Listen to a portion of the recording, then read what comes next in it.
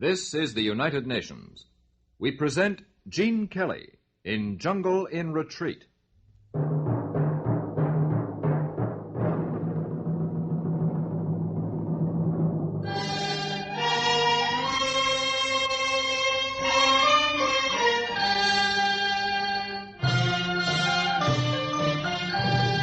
UNESCO and United Nations Radio present the first program in a special series, Jungle in Retreat, featuring Gene Kelly.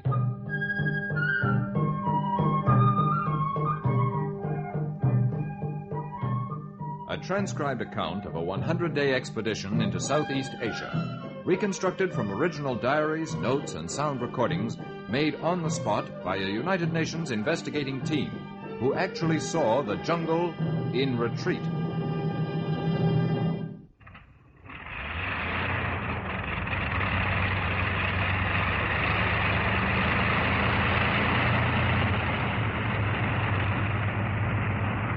Out cigarettes. Fasten your safety belts, please, for takeoff.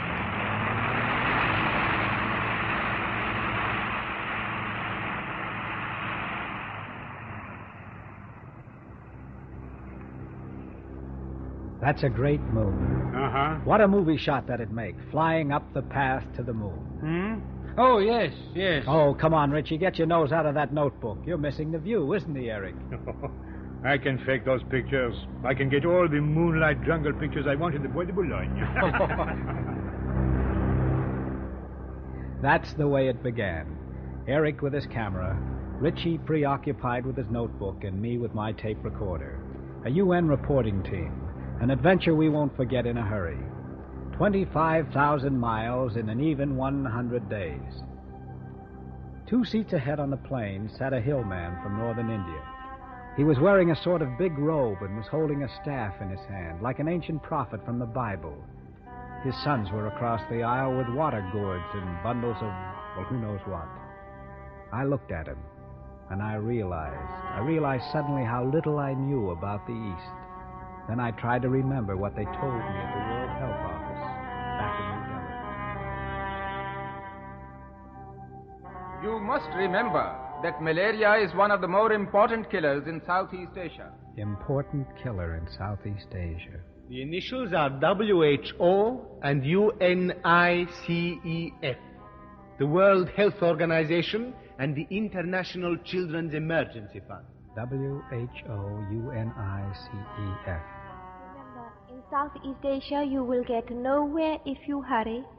Tomorrow is always a holiday. Tomorrow is always a holiday. Well, that sounds sort of friendly. 300 million people are stricken with malaria every year, and 3 million die of it. 3 million die. 300 million get malaria. Say, listen, Richie, what's the general effect of malaria? That is, supposing you don't die of it. Well, it depends on what kind of malaria you get. You see, there are 4 different malarial parasites transmitted to humans by the female of the mosquitoes of the genus Anopheles. And the severity of an attack depends on the number of parasites. All right, Richie, skip the science. Just tell me what happens to me if I get it. You, or an African who has built up some measure of immunity, or a child in Thailand where we're going now. Okay, I'll settle for the child in Thailand. Well, the child will feel very cold when it's hot and sweaty. If it survives, it'll have an enlarged spleen. You can feel it, and you can use the spleen as an index to infection. But malaria is a kind of disease that comes in waves. An area which has long been sick of mild malaria may be visited by a virulent epidemic, and then a large part of the population will die. No work can be done, no harvests are gathered. But always at harvest time? At spring sowing and autumn harvest. You can have more than half your workers sick of the fever. The fewer hands to sow and reap, the smaller the harvest, and at the worst, famine. Well, that's pretty frightening in a general way, but tell me, if I had malaria, how would I feel? Why not catch malaria, mon ami? Then you can make a beautiful recording of yourself, and I will take a picture of you. So, with that pleasant thought, I went to sleep, thinking of the strange people I should see and the unfamiliar, exotic sights. And I woke up. And I saw the sun slanting over a laughing horizon of twinkling pagoda spires. We were coming into Bangkok.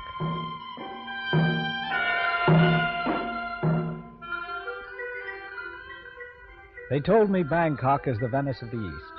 I suppose because a third of the population lives on the water. The houseboats are of light wood and bamboo thatched with palm leaves, and little boats weave in and out selling sweets, cloth, fruit, fish, and hundreds of weird-looking objects piled sky-high on barges. The streets are a scramble of rickshaws and bicycle trishaws and pony carts, ox carts, and all shapes and sizes of automobiles. Buses and trucks and ancient trolley cars get through somehow, and the population skips out of the way with remarkable agility.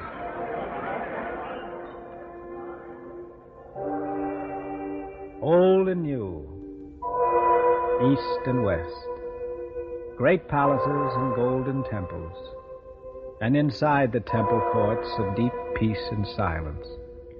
1,000 images of the Lord Buddha smile calmly across the dim cloisters.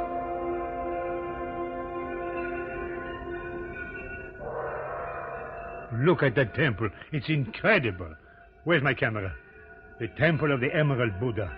It is a pure miracle in Technicolor. Oh, Richie, you may go to your plague spots. That is where your scientific heart lies. Oh, for me, I wish I could stay here and take pictures for the rest of my life. Bangkok lost its appeal for me almost at once, for I got a violent attack of dysentery, which gave me a very, very personal interest in the United Nations war against disease. But finally, one Monday morning, we climbed aboard a plane and headed north towards the mountains on the frontier of Burma and Thailand. At the airport, we met the WHO team in the Malaria Control Center at Chiang Mai. Welcome to Chiang Mai. I am Dr. Sambasivan, the team leader. Mr. Calder? That's right. Did you have a good trip? Yes, indeed. I'm glad to meet you, Dr. Sambasivan. How do you do? How are you? And may I present Dr. Bhatia, our entomologist, and Dr. Udam. They were really glad to see us, these men of science from many countries. We shook hands and began to get acquainted. Then I took another look at the golden spires of the Buddhist pagodas. The talk didn't match the setting. It was all about malaria control and how to kill the mosquitoes.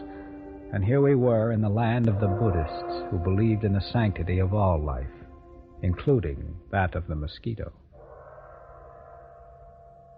No, there is no problem here now between science and religion. The chief abbot himself has told his people to work with our World Health teams. As for what we have done, you will of course see for yourself. So we piled into jeeps and headed for the villages.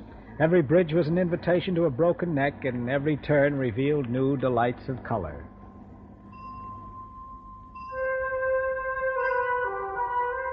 Look at those beautiful black-haired Thai girls. It's too bad I can't talk their language.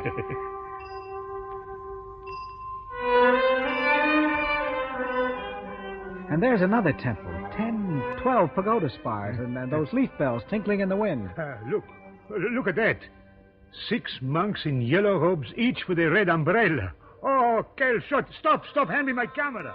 And then the strangest funeral I've ever seen, as bright and gay as a carnival of flowers in Nice. The mourners, too, were very gay. They were preparing a firework display. Ah, yes, my friend. Here there must be no sadness, even in death. We went on to village number 2 on the malaria control team's map. There was a crowd of men and children sitting on the temple steps. Over there, further back in the shadows of the temple itself, shy young priests who watched and listened. Over here, a circle of Thai women and a group of men midwives. And right in the middle, under a glaring red parasol, stood a smiling Irish nurse. You're going to be responsible for the health of your village, beginning with mothers and their children. The last time I came and spoke to you, you promised you would get the mothers of this village to eat fruit. Now, we'll begin with you, Tang. How many mothers have you spoken to about this? 2, please. Only 2? Oh, well, never mind. It's a beginning. Do they eat fruit now? No. I know why. They're still afraid because no mother eats fruit. Oh, it's a silly old idea you have that fruit causes disease. It does not. You know it doesn't. Now then, did you eat fruit? A whole heap of fruit to show them how silly they are? No, please. Oh, why?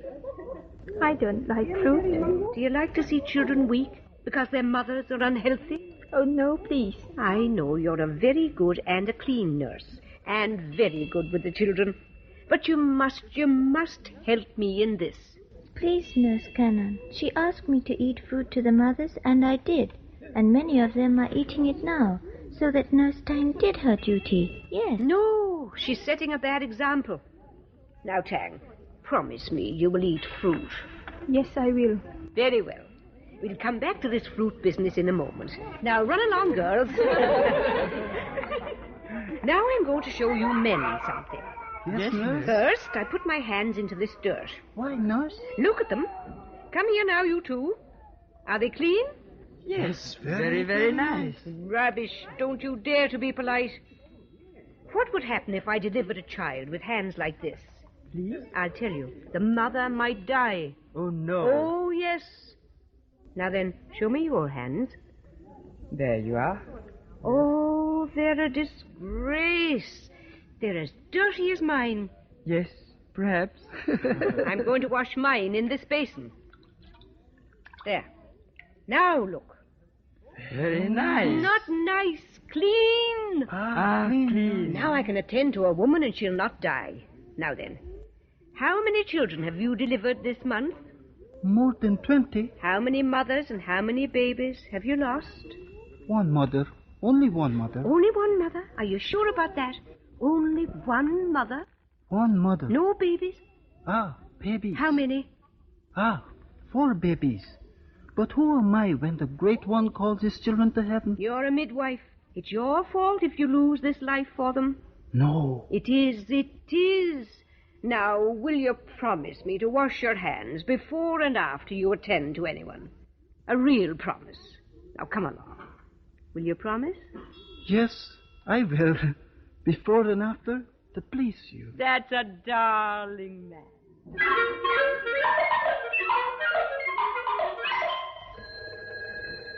WHO Chiang Mai, World Health Organization. Say, Doctor, I got a big kick out of watching Nurse Cannon, but tell me, does she have to give that kind of elementary lesson in every village? Yes, but it is not elementary to the villagers.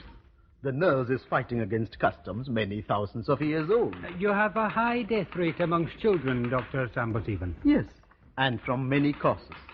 For instance, when we first came here in 1949, 70 out of 100 children had chronic malaria. Oh, and now? And now practically none.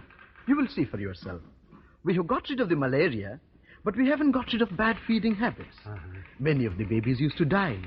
There is no such thing as infant food or baby's bottles. Really? So the parents feed them on the only food available. And what's that? Rice, even vegetables and chili peppers, which no infant can digest. I tell him. Now we have UNICEF milk and can save the orphans. But we don't know how long the supplies will go on. I would like you to come and watch one of our own doctors, Dr. Udam. Oh, fine. And what's he doing? He is checking the health of the children in a temple school not far from here.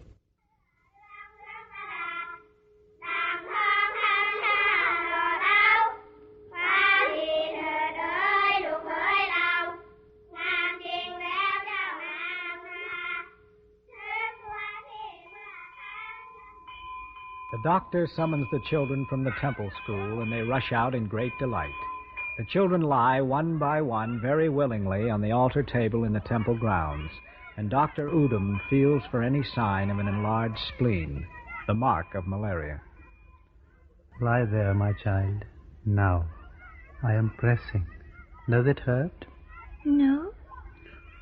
Here? No. And here? No. Is your father well?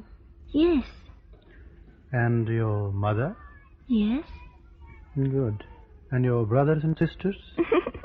Yes, very happy. Baiji stole a little sweet cake from me. Did he? That's naughty. Now, is everyone at home well? Yes, yes. No enlarged spleen. No malaria this year. No malaria at home. Good.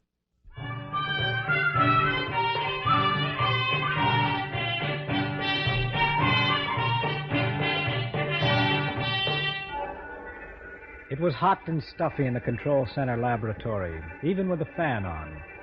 There, Dr. Sambasivan showed us our tiny enemy, many times enlarged, through the microscope. Come here and look, Eric. What? There. Can you see? Oh, yes. But it doesn't mean anything to me. Like a lot of bits of grass or sticks in a kaleidoscope. You're looking at the salivary glands of a mosquito. Oh, am I? Well. It contains the germ of malaria, which we can recognize at a glance.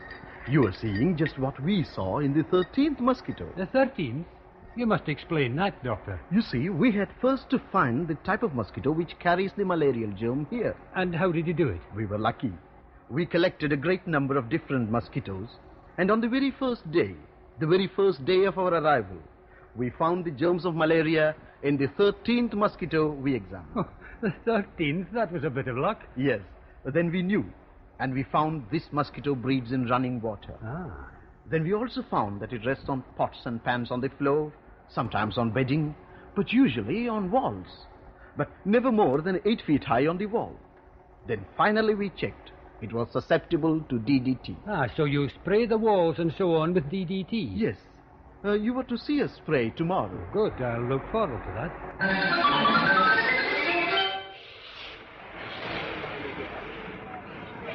Tell that man to spread his bedding out for spraying. But why? Why should he spray? He says you will spoil them. Do you want to have malaria? No. We are killing the mosquitoes which bring the malaria. Don't you understand?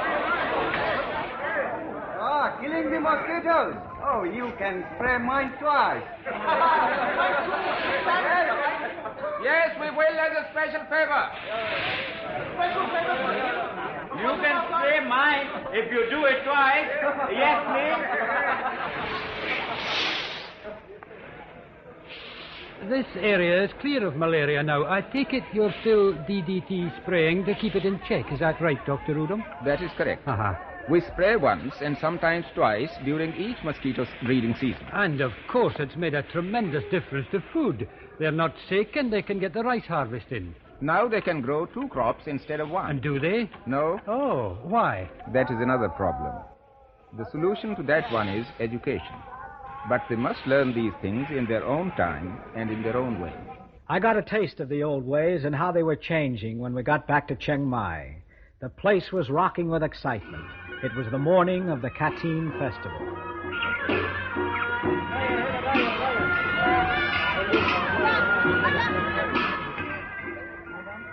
The Kateen Festival. A happy Siamese girl, her eyes shining with excitement, told us exactly what it meant. This festival is the end of our Buddhist Lent and the end of the monsoon, a joyful occasion. The priests receive new yellow robes from the people. Everyone rejoices, as you hear.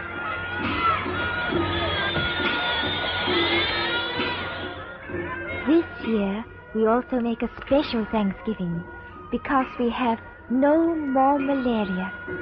A Buddhist festival of Thanksgiving for no more malaria.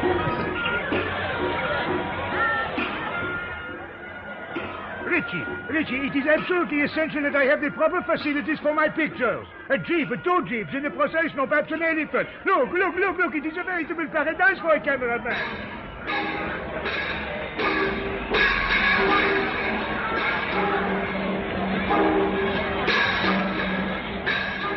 It was indeed a paradise for eyes hungry for color. I have never seen more beautiful women, and as beautiful as they were, their dancing with its languorous rhythm, its restrained, slowly sweeping gestures of arm and foot, its graceful pirouettes and its practiced unison and harmony, their dancing was even more breathtaking.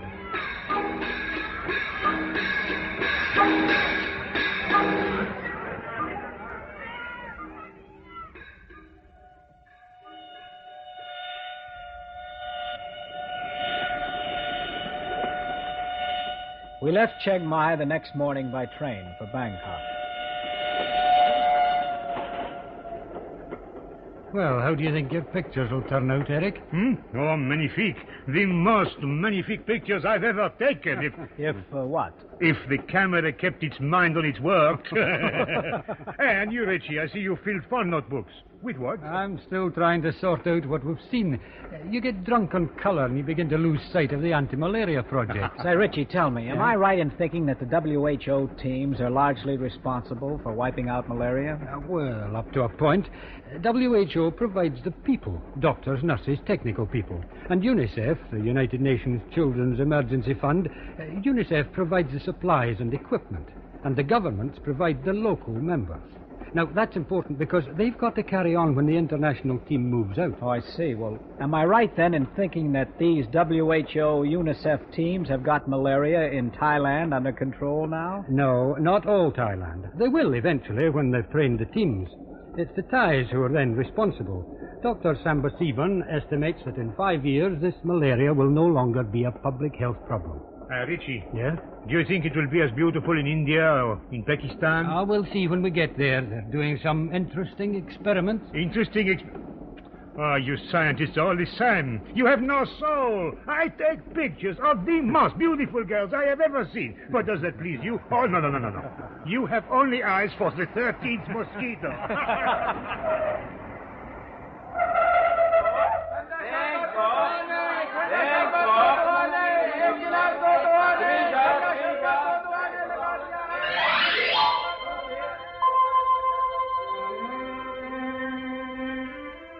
We left Bangkok for our next malaria assignment in Dhaka, East Pakistan.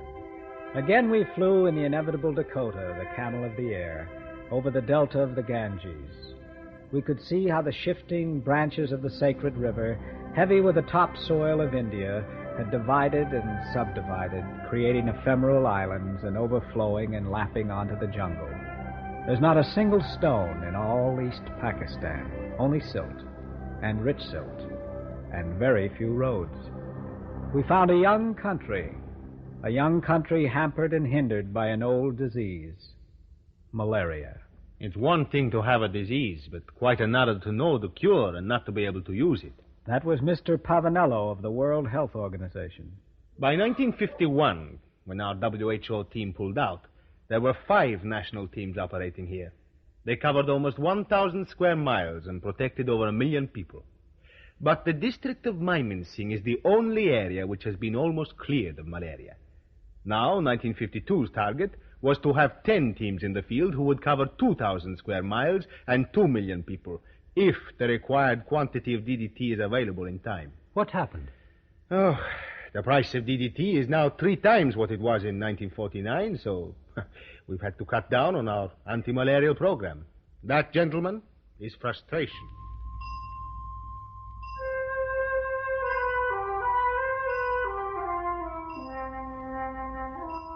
East Pakistan is held up in its fight against malaria because DDT is in short supply. We began to realize that we were seeing not a full-scale battle, but preliminary skirmishes, unfinished business, pilot projects, progress reports, some good, some not so good. Our next call was to one of the good ones. We were bound for northwest India, the Kipling country, the tiger jungle of the Terai.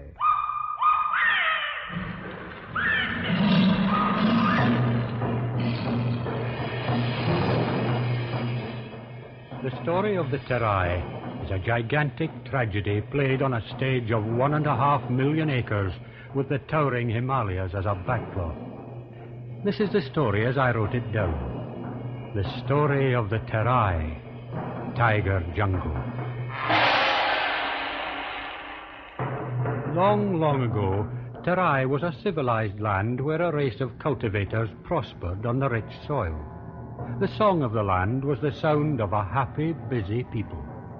The farmers not only kept the jungle at bay, they began to increase their cultivations by digging irrigation canals. But they were too clever, for they cut these canals across the natural drainage system. And in the rainy season there were swamps. And in time the Terai became a drowned land. In the swamps the enemy hid, the tiny enemy no one knew, the deadliest of the beasts of the jungle.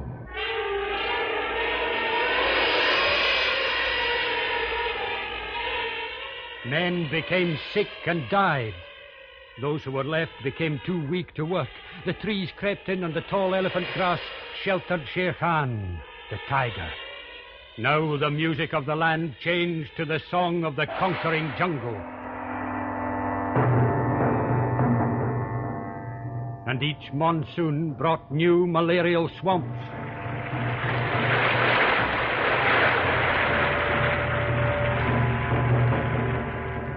For hundreds of years, few, very few, could live for long in the Terai, until only yesterday, the tiger and the elephant put back their ears in fear. Man was coming back with music of a new world.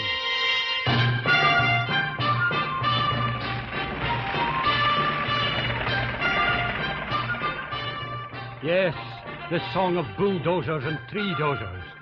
India had called for international help to attack the Terai jungle so that food could be grown for the hungry millions.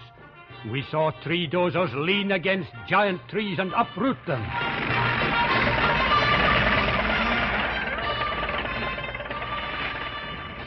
Bulldozers linked by massive chains dragged away the trees and the brush.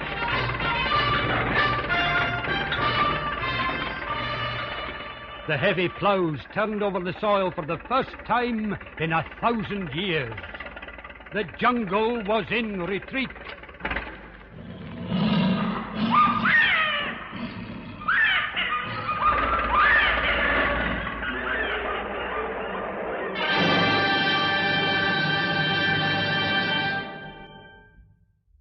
What conquered the Terai jungle was weapons like UNICEF's supplies of DDT.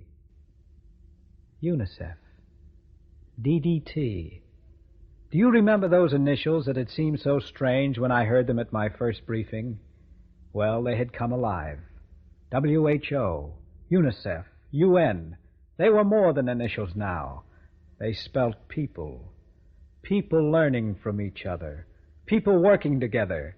People sharing knowledge. They spelled doctors, nurses, and midwives. And milk for kids. The cry that you heard of the baby in Chiang Mai, that was a cry in the jungle of human misery. It could have been the cry of a baby anywhere in the world, for all over the world there's sickness, undernourishment, and misery. Remember that cry.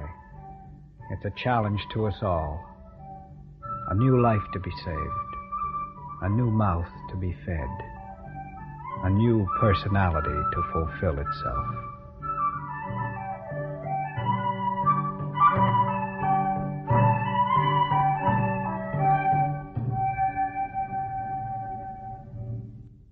Gene Kelly has just told you the first part of a great new world adventure, Jungle in Retreat.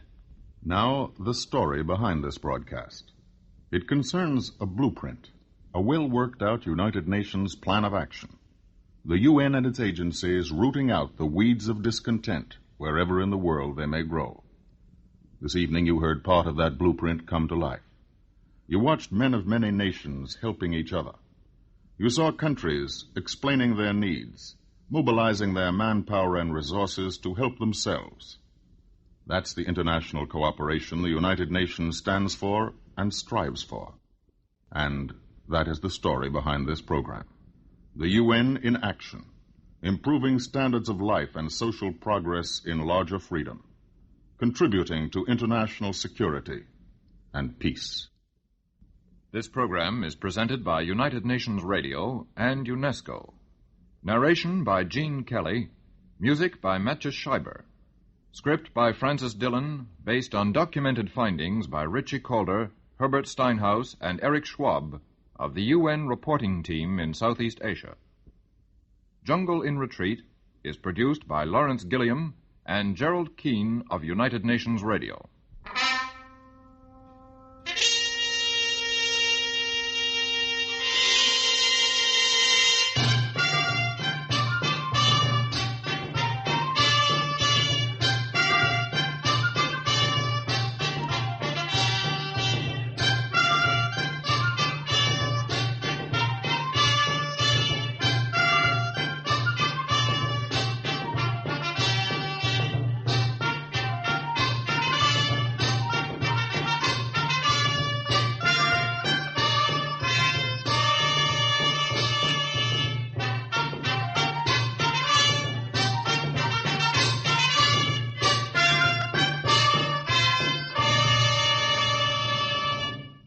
This is the United Nations.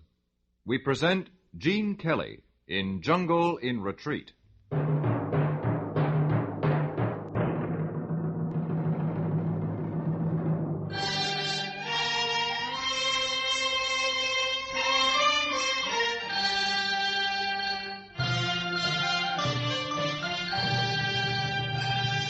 UNESCO and United Nations Radio present the second in a special series, Jungle in Retreat, featuring Gene Kelly.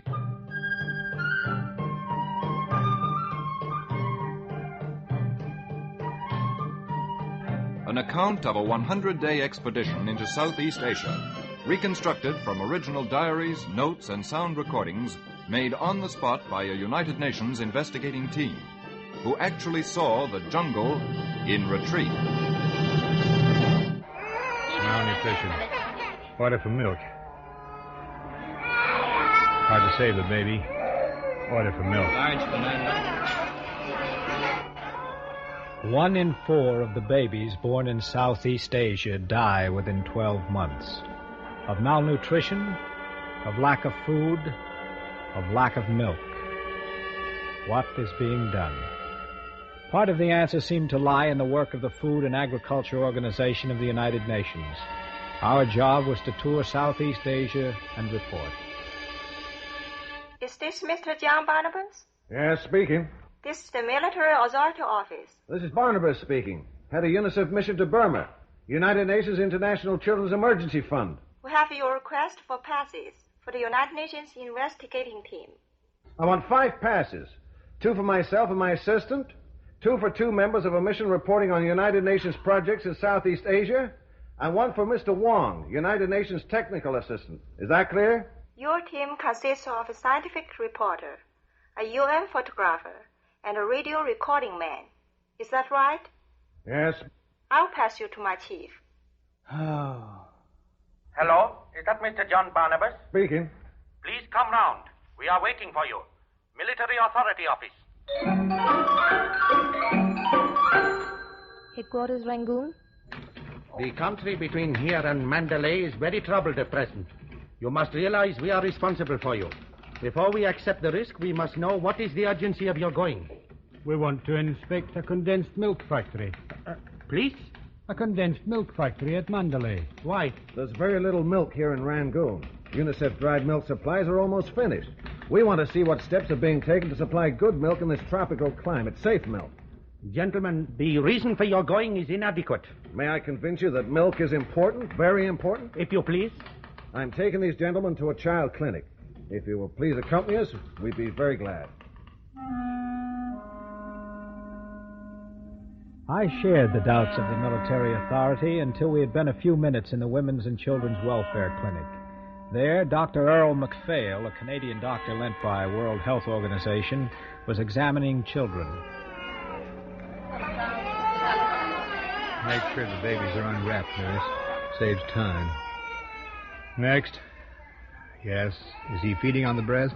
Yes, I try. Put the baby on milk. Order for milk, nurse. Next. What is the baby fed on?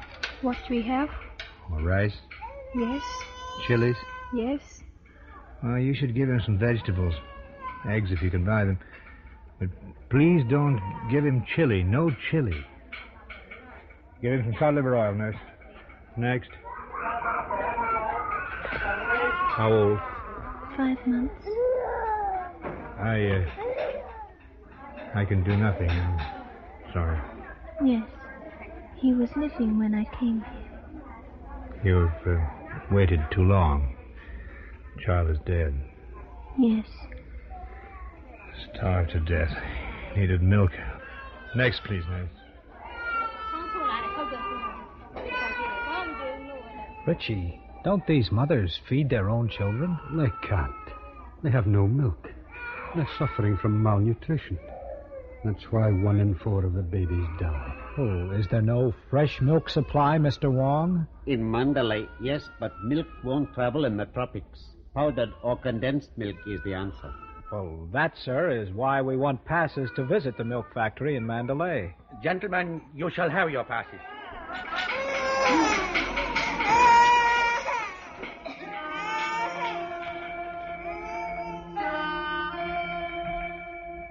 We took off from the bleak Rangoon airport in a plane full of chickens and milk cans. It wasn't long before we reached the milk factory at Mandalay.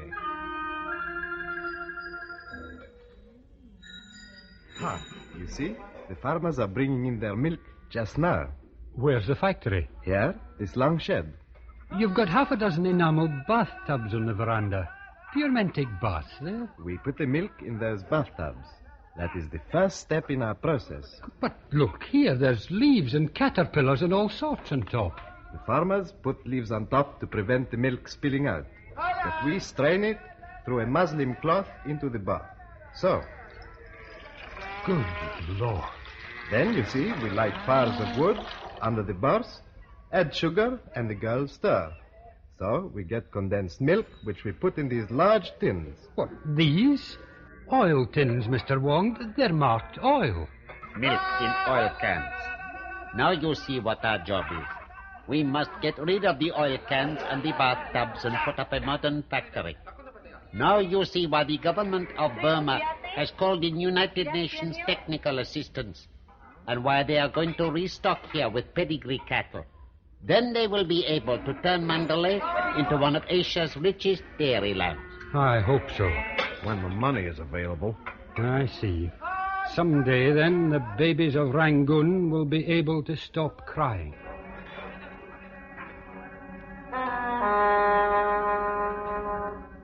Our next assignment was in Java, where we were to see the fight against disease. A disease called yaws, which spells slow death. Our story of Java is the story of the conquest of yaws. We went out deep into the country to visit a makeshift clinic in the village of Karangasem.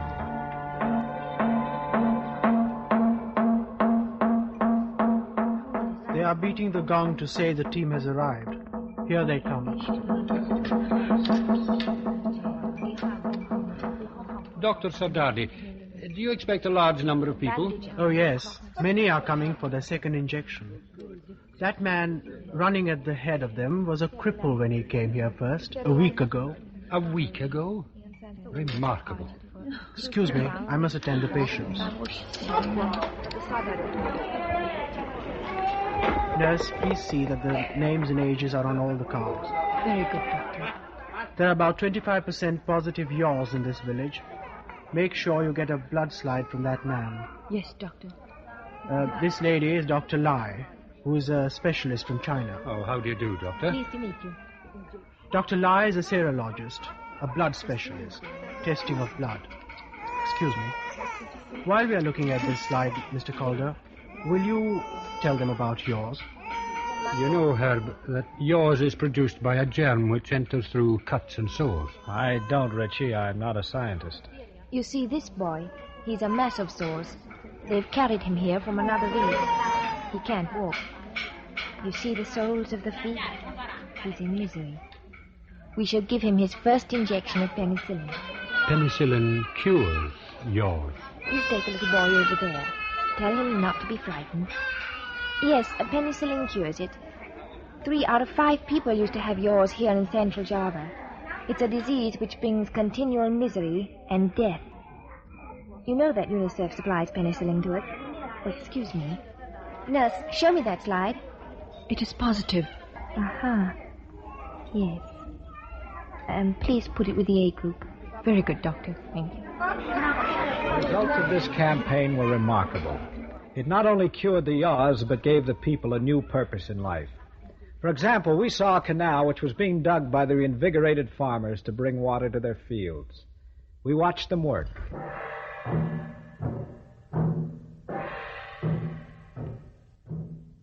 It's an incredible sight.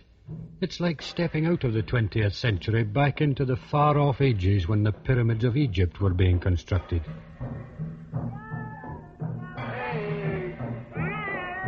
The Babylonian slaves must have used those primitive tools when they cut the canal which diverted the Euphrates. And with such freaks of muscular effort, the fabulous Hindu temples must have been built.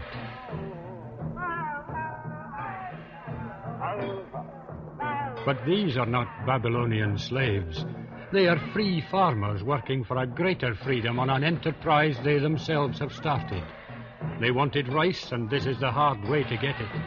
The hill dwellers got together and decided to cut this canal to bring water into the hills.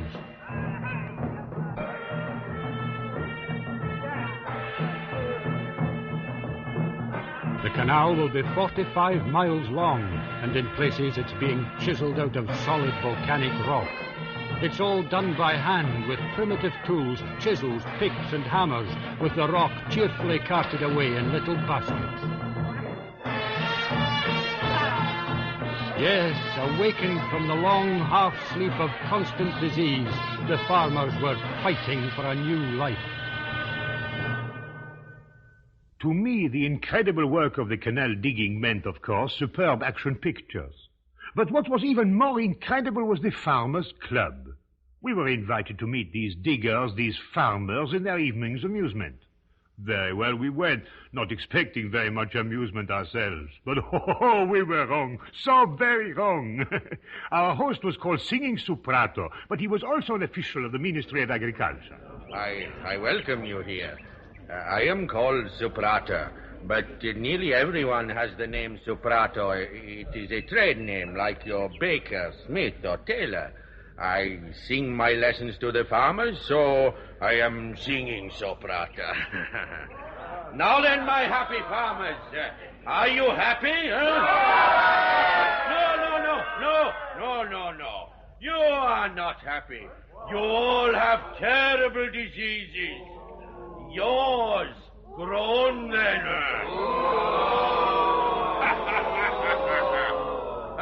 That is good. But we must always remember the good old days. No. Not the good old days. Well, let us remember the old days in our own way, in the traditional way, by living them again in a little play. Then we shall know whether they are good or bad. Chan, you, Chan, will be a farmer, and Dato, you will be our old friend, Phu, the moneylender. Chan, you are in your field a long time ago, Chan, and the rice is green. Now, let us begin.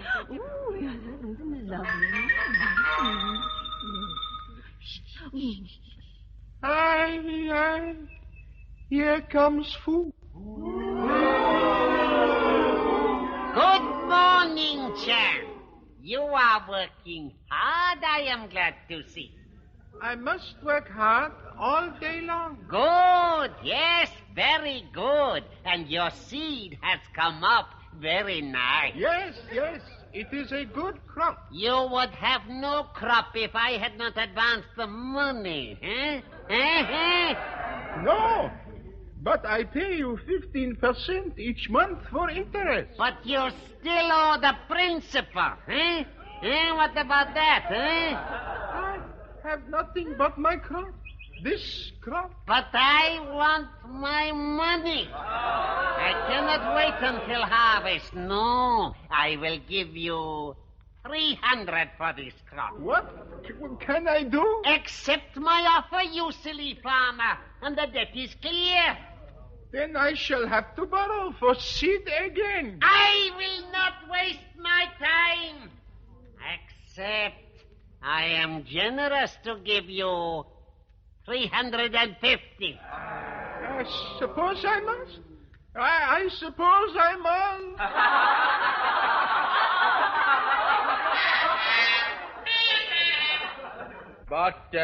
But today we have chased away the moneylender.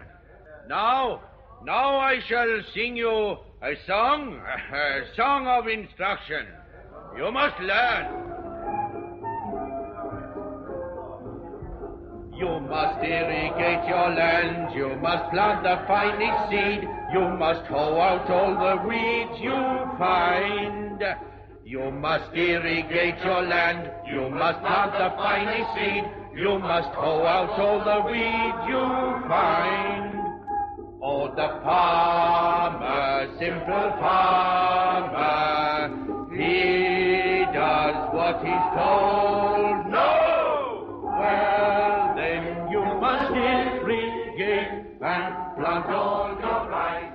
hated to leave this place. It seemed to us not only cheerful in itself, but a wonderful example of the kind of new life we had come so far to see. From Indonesia, we flew north to Bangkok in Thailand, and from there to Chiang Mai, set under the mountains of the Burmese frontier. Then a day's journey by jeep through teak forest to a fish farm, run by Prince Koso Suriyong. Richie, Eric, and I had each tried to keep track of our impressions, and the plane was a good place to sort things out.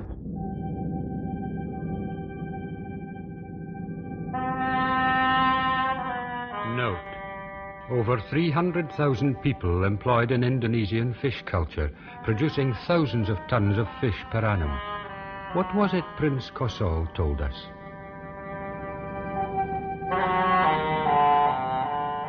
We give the little fish to the farmers quite free, and they are put in the rice fields when they are flooded.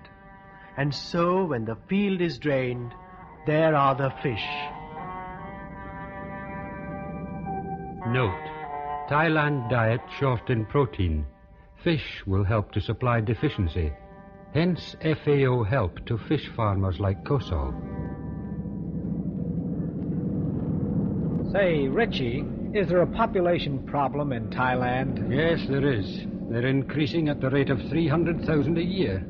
Within 25 years, the new mouths will eat up the 1.5 million tons of rice now exported. Well, look, before we go any further, tell me, what's behind this population mystery? Does plenty of food mean higher birth rate, or doesn't it? Well, some people actually suggest the opposite and find a relationship between what people eat and their capacity for producing children. On this argument, and it isn't scientifically proved, mind you, a population suffering from malnutrition will tend to have an excessive birth rate, a biological urge to survive. With proper nutrition, on that argument, population tends to decline. Are you saying that if you give all the population in Southeast Asia a balanced diet, the population problem will solve itself? No, I'm not saying that. All I'm prepared to say is that if you raise people above the level of the beast and give them decent standards of life, the population will tend to adjust itself. From Calcutta, we flew along the green jungle lands of Bengal up the swarming Ganges Valley. Thence to the plains of Delhi, littered with the ruins of all the Delhis which had lived and died in succession over 1,000 years. From there we went by train to the Terai, 1.5 million acres of jungle lying at the foot of the Himalayas.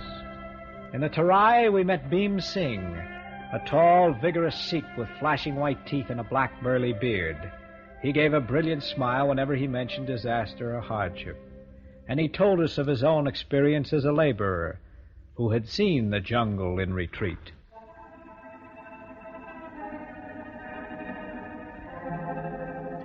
Until 1947, I owned my farm in Punjab, 40 acres of fertile, well-irrigated soil. But when partition came, my farm was on the wrong side of the frontier.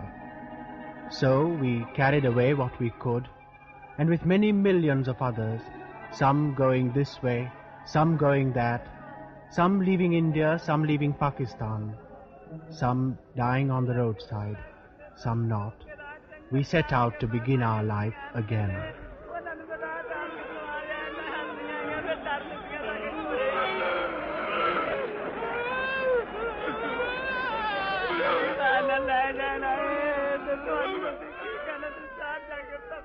"400 miles we walked on foot. When we arrived, we got 15 acres per head of cleared land already rough plowed. 54 families of refugee Punjabi farmers, who are, you will know, the finest in the world, made a farm of 800 acres here in Rudrapur. Listen, quiet, please. I have asked you of Rudrapur to meet. First, are there complaints against government? None. I speak for all. Government has lent seeds and you have built houses for yourself. There was a man from the government looking after our houses. Had he any faults to find? I have to tell you that he was not a Punjabi. So we saw. So that he was astonished at the good houses amazed at the great cleanliness and order. That's for the women. You hear that at the back? Yes. Now, you all saw the tractors. Some of you drove them. I also drove a bulldozer. If you could buy a tractor, would you? If we had the money, we could buy a carpet of gold. But a tractor would be worth the carpet of Kuzan. We have money. Yes, The women will sell our jewelry.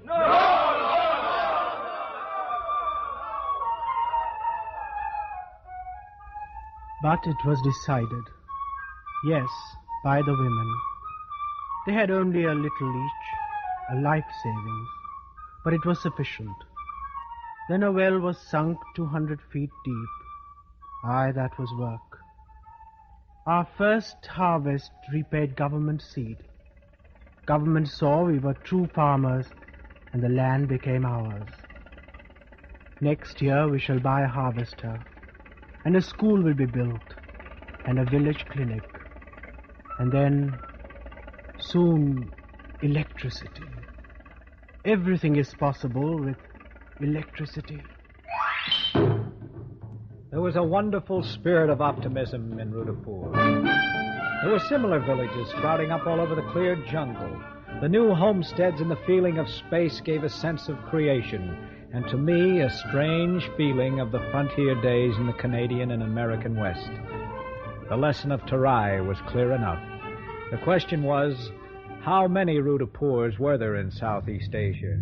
How much of the new spirit of hope was going around, and how much mute acceptance of the old routine of disease and starvation? We found one answer in Cuttack at the Central Rice Research Institute in India, where the Food and Agriculture Organization, the FAO, was sponsoring an interesting experiment. Here, by crossbreeding various strains of rice plants, particularly the strong Japanese strains called Japonica with the Indian strain called Indica, they hoped ultimately to increase India's rice crop by 25 million tons. Then there would be no famine. The experiments were complicated, but Eric described them this way in a letter to his little daughter, Corinne. And now, ma chère Corinne, I am going to tell you the story of Rice Prince Japonica and the 9 rice princesses.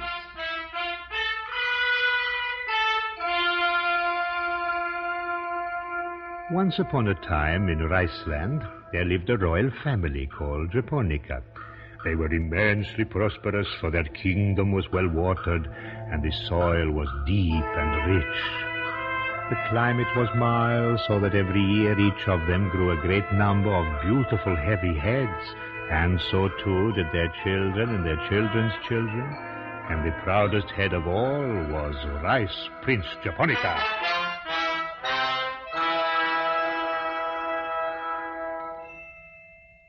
Meanwhile, in a far-off land, there lived a family of lineage equally ancient and prolific, but fallen on hard times. Their land was poor, the climate was hot, and the summer days were short, for they lived near the equator, so that they had very few heads, and those were very small. And one of the smallest was Rice Princess Indica. But, of course, her head was exquisitely attractive to all admirers of the Rice family.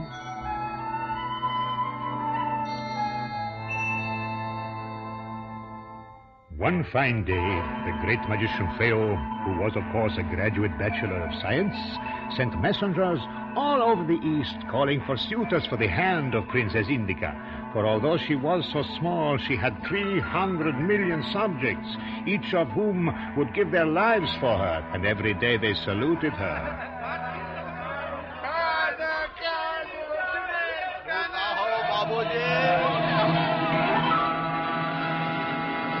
When the news of this reached Prince Japonica, he set out at once, and when he presented himself at the court of Indica, it was clear to everybody, and especially to magician Pharaoh, that he was the strongest and richest of all, and that he should have the hand of the princess.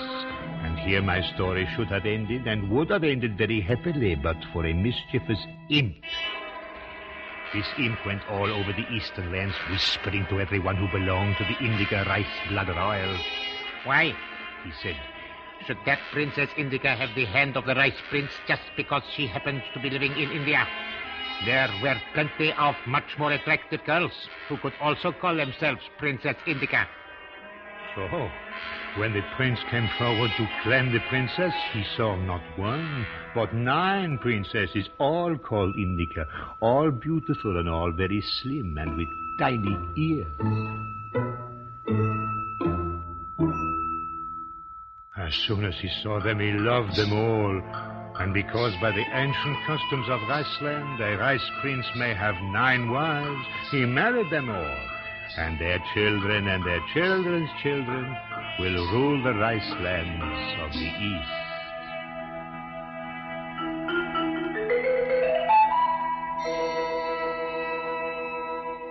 And so, Corinne, ma petite, by blending the Japanese Japonica rice with the Indian Indica rice, 400 million people may hope to have enough food to live happily ever after. Yes, the new rice bringing new food and strength to the peoples of Southeast Asia. But that's for tomorrow. For today... Order for the milk, nurse. Give the baby vegetables and milk. Try to save the baby. Order for milk. Next, please. Yes, next. Of all the jungles, this is the slowest in retreat. The jungle of hunger. It seems to me that this word jungle is a pretty good word to describe the tangled lines of superstition, disease, prejudice, and neglect, all woven into what seemed an impenetrable mass. But it was good, too. Yes, very good. To see the enterprise of those scientists, the courage of the doctors and nurses, the skill of the farmers and engineers, and the people themselves. They are making clearings in the jungle of hunger.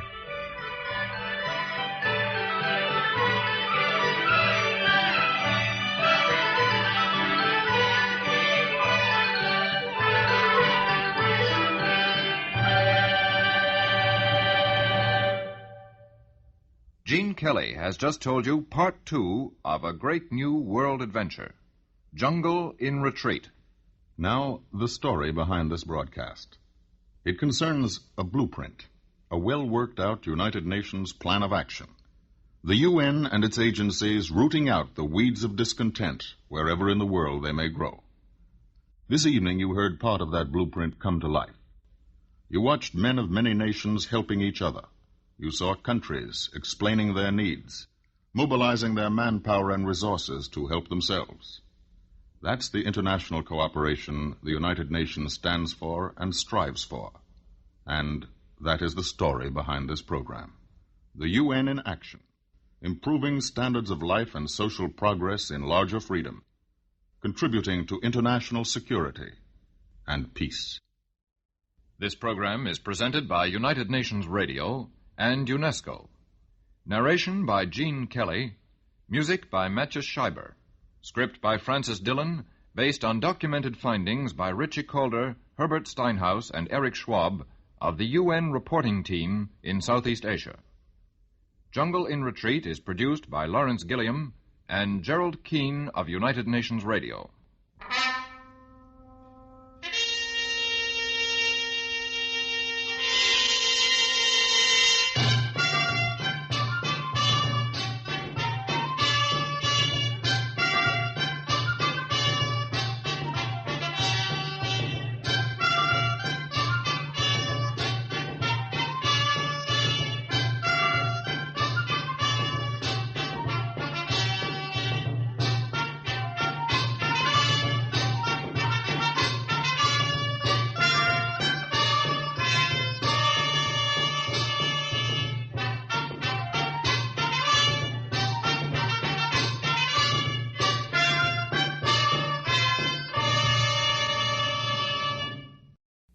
The ABC Radio Network presents transcribed, I, the Diplomat.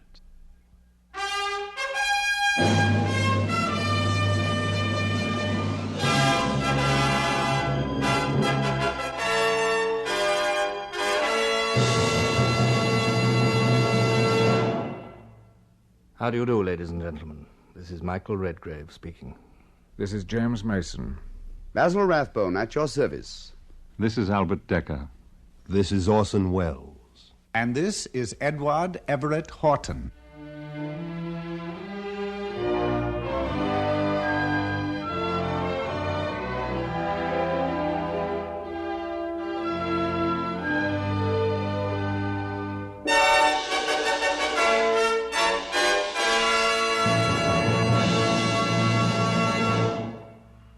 The story you're about to hear never happened, yet it is true.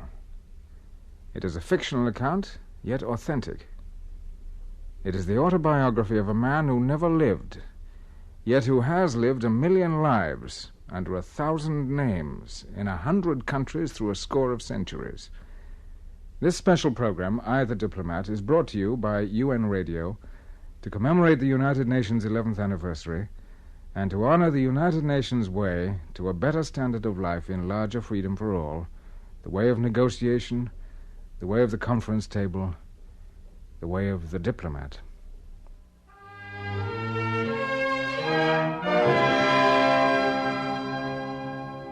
I, the Diplomat. This is my story.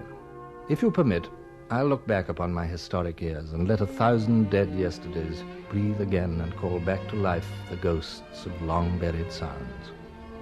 My name? I have had many names at many times and many places. In Sanskrit, men have called me Rajaduta. In Hebrew, Shagrir. Chinese, Pash. Greek, Diplomatis. Persian, Saphir. Latin, Legatus. French, Le plénipotentiaire. Italian, Ambasciatore residente. And then, of course, His Excellency the Ambassador.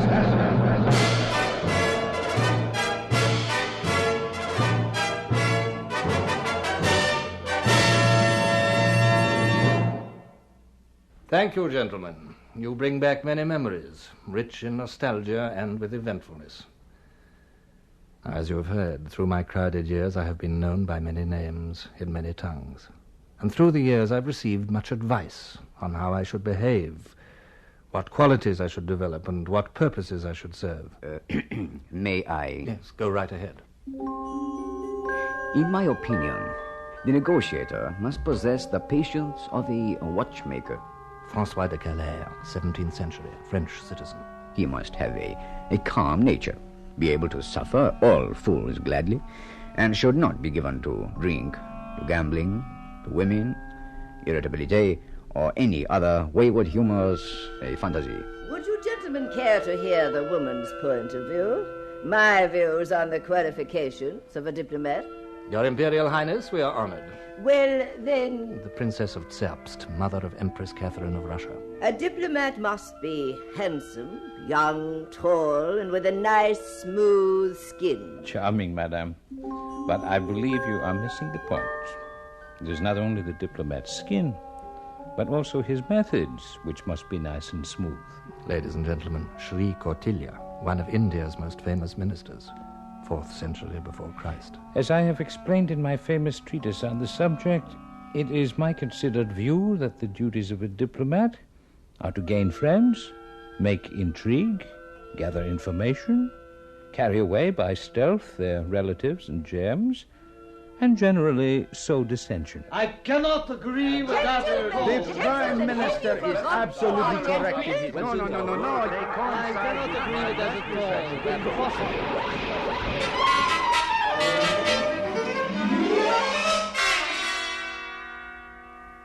Yes, indeed, I have received much advice in my time, and it's frequently been quite conflicting, as you have seen.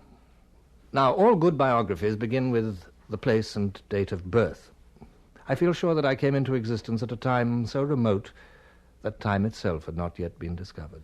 My first recollections date back to those dark and cavernous centuries when the species Homo was not yet quite sapiens. You see, we were then known as the Neanderthal men, though perhaps the word men was still a bit of premature politeness.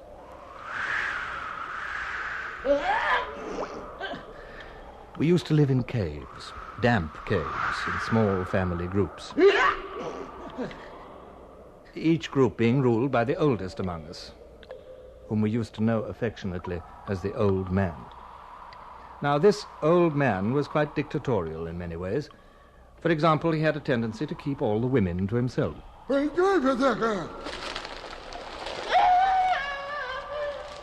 But food was also necessary, and this is where the old man proved his value, for he was responsible for organizing the prowling parties that went out at night in search of food. As I recall it, one day, the old man of our family group thought it might be a good idea to send a couple of us as envoys to the family group next door. Next cave, I mean. Our mission was to reach agreement so that we didn't invade each other's preserves. And when I returned from the mission... Oh, drat. I saluted the old man with our Neanderthal equivalent of Gesundheit. Well, how did you make out? Well, sir, I... Speak up, Small. Speak up. Did they accept our terms? Well, we really didn't get around to discussing terms, as it were. What do you mean you didn't get around to discussing terms, as it were? Where's the other envoy who went with you? Maybe I can get some more sense out of him. I'm sorry, but he's not here anymore. Not here? What happened? They ate him.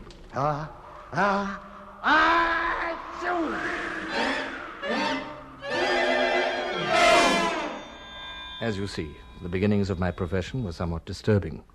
Fortunately, however, edibility soon ceased to be a necessary qualification of a diplomat. Our ancestors soon realized that these were unrewarding methods of negotiation, and it was generally agreed by all that I should not be eaten while on a mission. Diplomatic immunity had begun. One of the earliest injunctions against killing me was put on record in the India of Vedic times. The king who slays an envoy sends himself to hell with all his ministers. Nicely put. Since few wanted to go to hell, if they could avoid it, it became the general practice for men to spare my life, even though they had occasion to be displeased with my activities. Unfortunately, however, there was a rider to the early Indian injunctions against the killing of diplomats, a clause in fine print, so to speak. While an envoy may not be killed, he may be suitably punished, if offensive, by such means as the cropping of the hair, mutilation, or the causing of deformity in the limbs. I must confess I found those times rather trying. I recall with distaste, for example, what happened to a couple of my colleagues who were sent by Justin II to negotiate with the Seljuk Turks. It was decided that my friends needed to be purified, and for this purpose they were put into the hands of the tribal wizards. Is everything ready? I think so. Incense? Yes. Hot coals? Yes. Terrifying masks? Yes. Acrid vapors? The best. Monkey's paws? Half a dozen. Oh, splendid. Bring in the foreign envoys and let the ceremonies begin.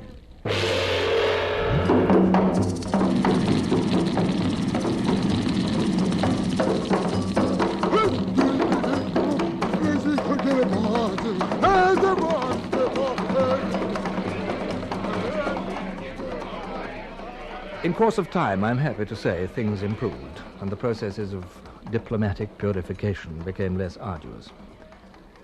For example, envoys to the court of the Tatar Khans merely had to pass through fire before being admitted into his royal presence. Several survived this sterilization. In the present times, there's been a further relaxation of the taboo against the foreign envoy, and the purifying procedures are appreciably milder in their effects on ambassadorial life and limb. But I must get back to my biography. My first job in historic times, when men established the first civilizations, was that of a herald, a messenger from city to city and people to people. In this capacity, I was particularly in demand in ancient Greece. In the days of Homer, the qualities required of me were still modest. I just had to develop a loud voice and a retentive memory. I set about acquiring these virtues with professional gusto. All right, son. You will recite Book 24, the Odyssey. Now through the city, meantime, swiftly ran the rumor that the suitors all had met a bloody death. No sooner had men heard... Louder. No sooner had men heard the tidings than they came with cries and moans before the palace, moving to and fro. Louder, louder. Each carried forth his dead and gave to each his funeral rites. Louder! Except for those who came from distant cities. I passed. I became a herald. Soon, however, I beg your pardon. Soon, however, I began to find that I would need to add other qualifications to my equipment as a professional if I meant to hold on to my job. City life in ancient Greece was developing, and with it, my career had to develop also. The Greek city-states realized that they were interdependent and needed the understanding and goodwill of one another. They set up regional councils and assemblies to discuss common problems and take common decisions. It was my job to appear before these popular democratic gatherings and plead the cause of my own city-state. I had to become an orator. At this stage of my career, the one thing demanded of me, above all else, was that I make... A magnificent speech. Really magnificent. If you succeed, you will be rewarded with the customary garlands of wild olives and a free meal at the town hall. We may even put up a stone tablet to commemorate your success. But if I don't succeed? If you don't succeed, I need not remind you that the city has the power to impose grave penalties.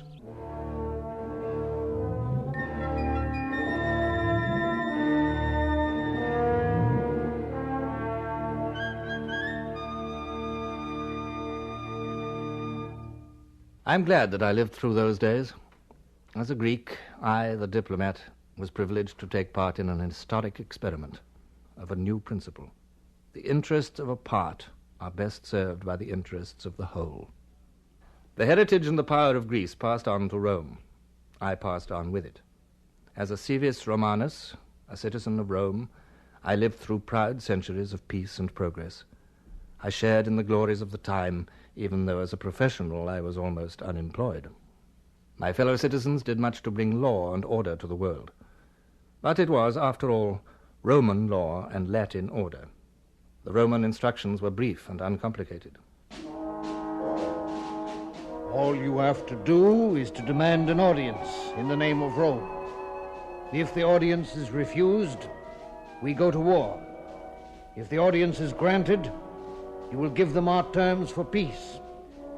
If they do not accept these terms within 48 hours, we go to war. For centuries, this system worked quite well. But it couldn't last. It didn't. The need for my professional services was to arise again. It did. History took a fresh turn. The Roman Empire collapsed.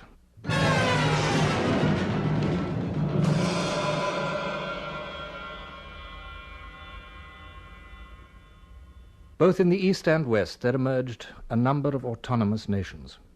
Submission gave place to competition. It now became a question of adjusting the rival ambitions of the several tribal kingdoms that emerged from the fragments of a broken empire. In this unsettled situation, with its anxious struggles for life and death, my profession naturally acquired a new importance. Life was compelling me to develop new qualities. Now I, the diplomat, had to become a trained observer.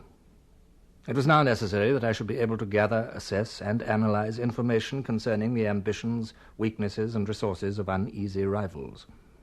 I was now expected to cultivate the art of making friends and influencing enemies.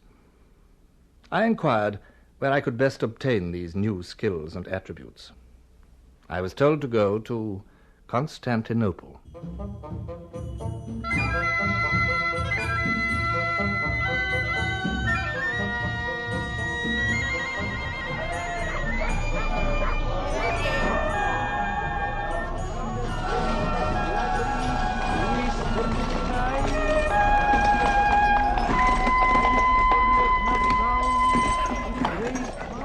I was not the only one who came to Constantinople.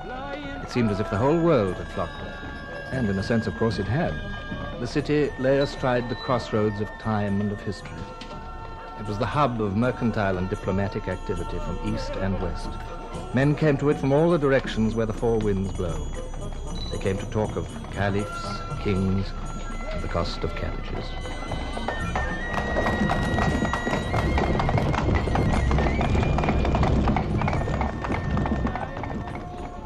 I rubbed elbows with men dressed in every conceivable fashion of the day and every imaginable color.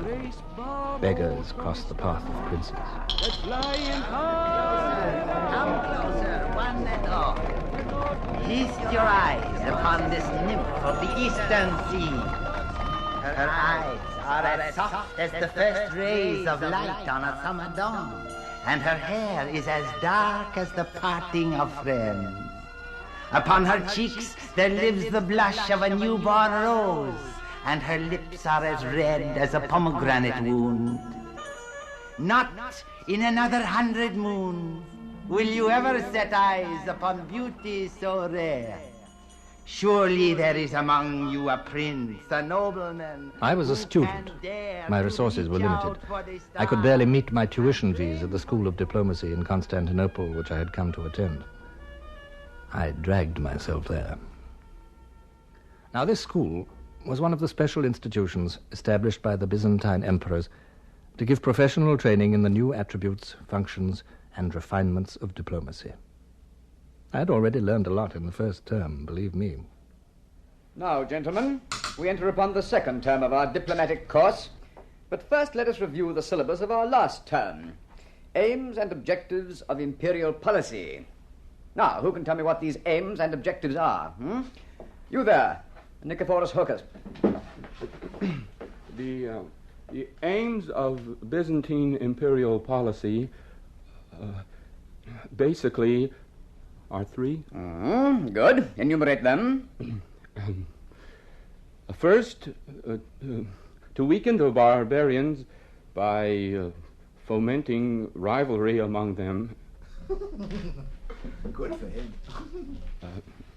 Second, to purchase the friendship of frontier tribes and peoples by subsidies and flattery. And third. Go on. The third aim of imperial policy is to...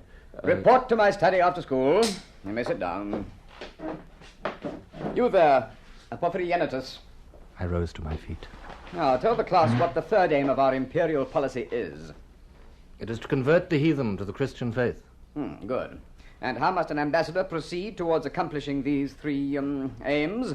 He must always be studiously polite. He must never criticize foreigners, even if he doesn't like them. And he must remember that it is his duty to deceive and dissimulate. Admirable, my boy. Admirable. You will go far. Class recessed. Nicephorus Hocus. Yes, sir? Kindly follow me to my study.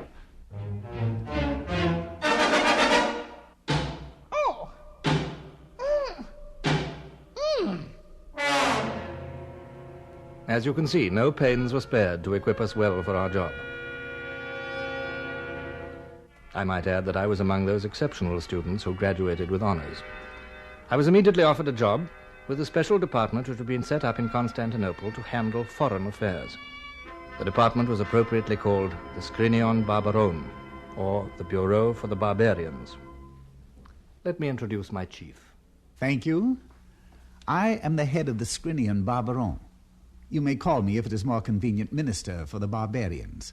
Our duties at the Bureau, you understand, were properly to receive and duly to deceive envoys accredited to the Emperor's court. I needn't tell you I always did my job well.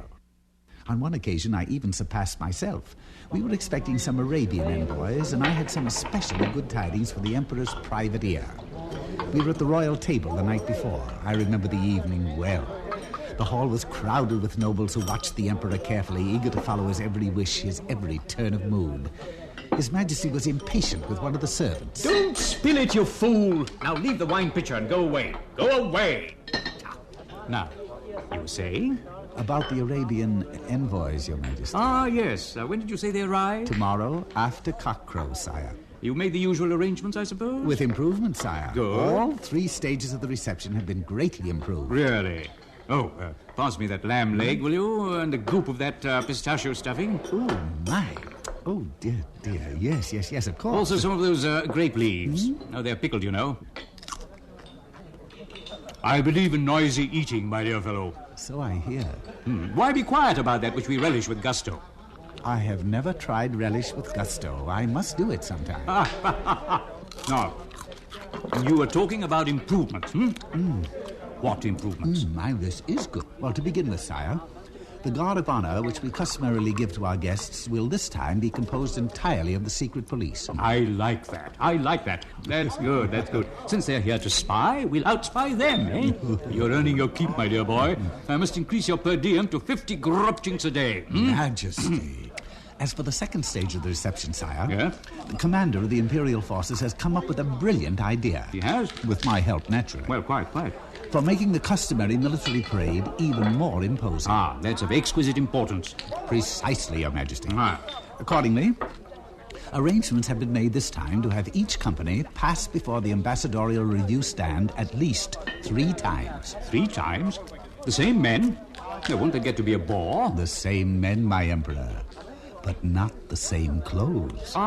You truly are a minister of subtleties. Oh, Majesty, you're most gracious. Oh, yes, I am that. You see, sire, as each company marches past the review stand, it will return on the double to the barracks, rapidly change into new uniforms, equip itself with new weapons, and make another appearance before our foreign guests. Now, what about the audience which I'm giving to the envoys next week? Didn't you say you had improvements for that also? Indeed, yes, sire. Good. For that occasion, I have reserved our most ingenious stratagem. You have? Tell me, you clever fellow. I've engineered the construction of a most cunning contraption. Yes? Sire, a lever has been devised which, when placed behind your imperial throne and manipulated by hands unseen, will cause the throne, with your Majesty in it, of course, to be lifted high, as if by magic. You don't say. Oh, is it safe? Impeccably. What a relief. Consider, sire, the bewilderment, the respect that this will induce in the envoy. Yes, it might. After they have made their first obeisance during the royal audience, they will lift their eyes and behold, they will find that your Imperial Majesty has been miraculously elevated since first observed. That should raise my personal prestige, eh? Yeah.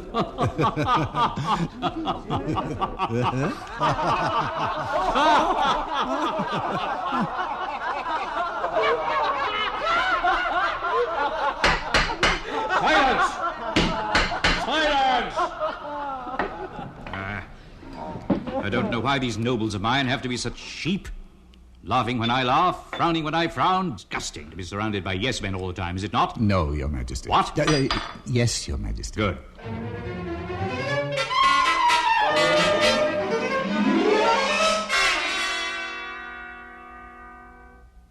Such was the sinuous diplomacy of Byzantine days. Such were the devious ways of statecraft that I had to serve and survive. My profession in these centuries was set in a crafty mould which endured for many centuries to come. I endured with it. I had to. The world needed my skill, though not yet my conscience. That was to come later. For the moment, what had been started in cunning Constantinople was refined, polished, and perfected in a city to the west, Venice.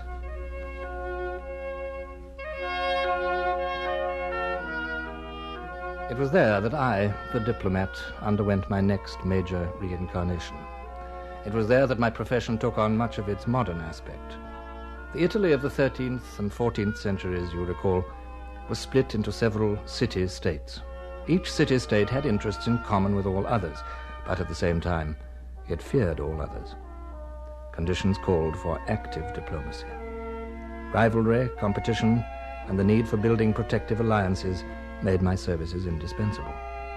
Venice became the first to put my profession on an efficient, modern, organized basis.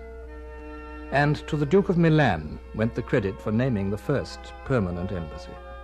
Italy thus took a big step forward in the evolution of my career. Unfortunately, however, while the Italian contribution to diplomatic practice was great, its contribution to diplomatic ethics was still questionable. Let me demonstrate. I had been named resident ambassador to Genoa. While my wife was busy packing, I went calling on the Duke for final instructions. The Duke was at his daily sword practice with one of his courtiers. Now,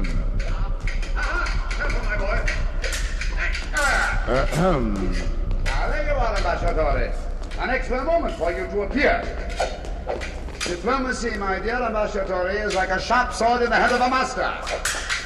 The objective, of course, is to maintain your own freedom of movement and to keep your opponent on the defensive. So,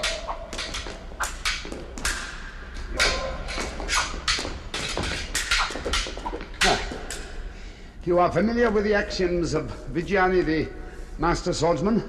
I regret to say, my prince, that my knowledge of Vigiani is limited. Watch closely, then. You have 5 ways of thrusting at your opponent. There is a thrust from the right, the punta dritta. Then there is the thrust from the left, the punta rovescia. And then there is the punta discendente. It comes down like this. No, that was not good. So, good boy. The punta ascendente goes upward, like this. You may also thrust horizontally, the punta ferma, most effective, like this. Ha!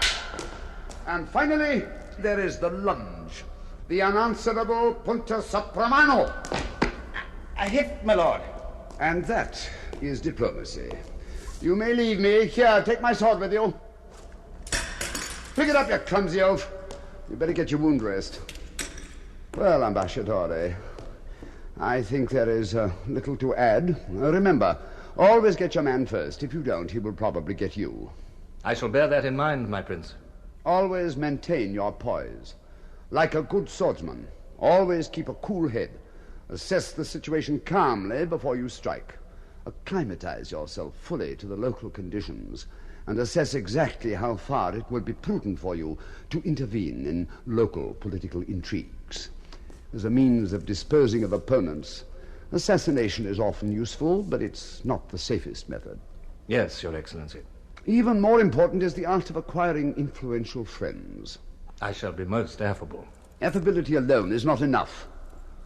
You will find that a few coins placed in the right hands can be most useful. You must never hesitate to bribe, with discrimination and tact, of course. Of course. If you cannot make a friend, you can generally buy him. The important thing is that you secure your objectives.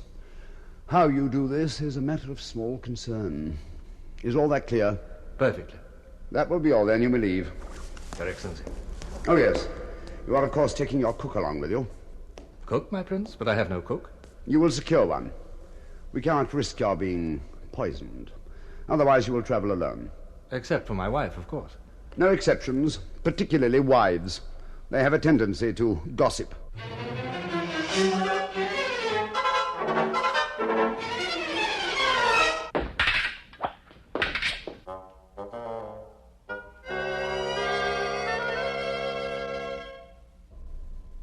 These were the ways of 16th century diplomacy to which Machiavelli gave his dubious inspiration and his notorious name.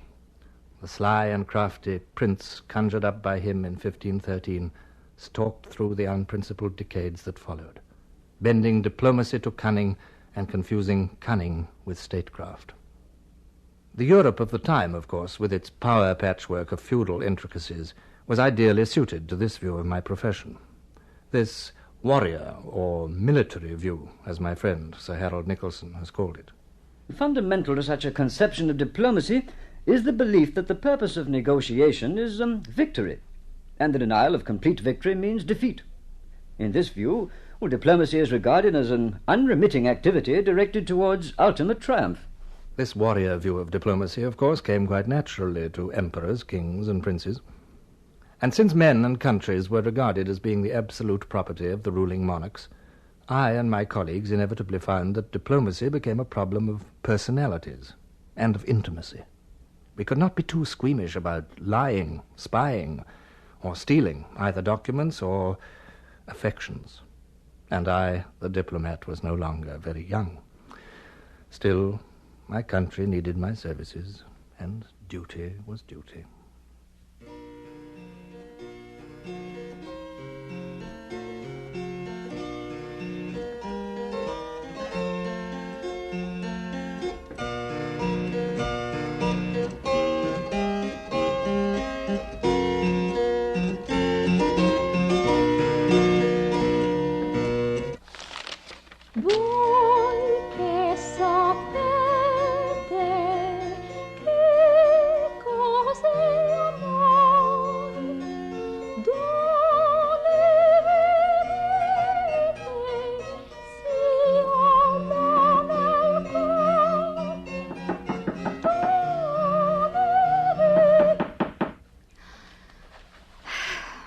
Pray, come in.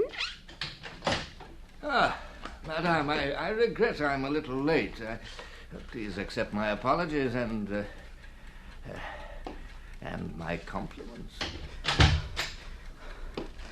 You appear out of breath, Your Excellency. Well, the climb up the stairs has, I'm afraid, been somewhat taxing upon my heart, Madame. Oh? Oh, yes, of course. Sit beside me. Here. And let your heart recover. Sit. Sit, I beg of you. Over here by me. Thank you, Madame. The king's favorite is renowned for her youth and her incomparable beauty. But I now discover that her kindness is also without limit. But unfortunately, my time is not, Your Excellency.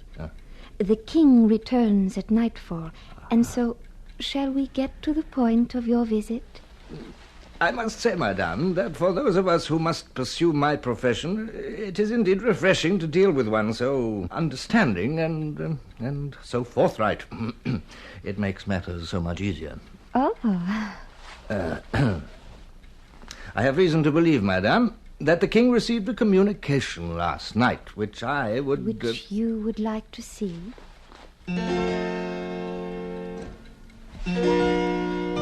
Madame is so perceptive. But my needs are not exorbitant. Perhaps if Madame could just arrange for me casually to glance through the document.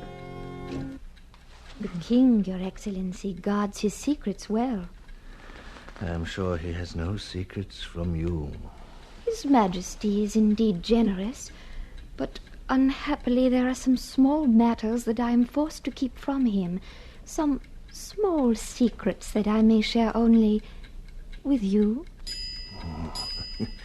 You flatter me, Madame. If only my years permitted. Your years sit upon you well, Your Excellency. Tell me, do you like this necklace? It is as luminous as the throat it adorns. Oh, they say I have extravagant tastes. The jeweler is a Florentine and most gifted, as you can see. But he is so demanding. I know the man, Madame. The fingers of an artist and the soul of... A diplomat? It pleases Madame to jest. Oh, I assure you, no. I only pay tribute to a high art which can serve, shall we say, practical ends. Do you gamble, Your Excellency? Yes, Madame. When the stakes are high enough. At whist? At anything? Oh, but you may lose. I've been known to cheat, particularly when the stakes are high. Madame, only cobblers and coachmen cheat. The beautiful and the diplomatic merely manipulate fate. You have most endearing ways, Your Excellency.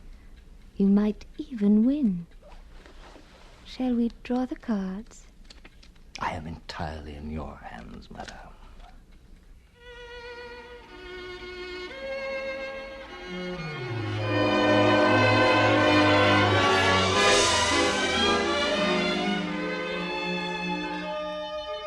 The assignation left me weak financially. I was substantially out of pocket, and ambassadorial expenses were not fully reimbursed in those days.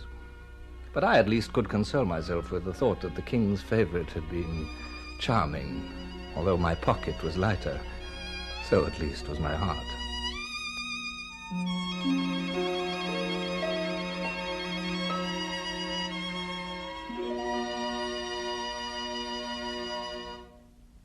But things were about to change.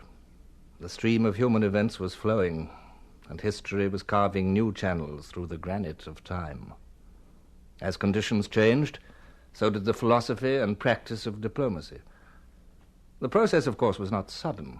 It did not happen overnight. It took centuries.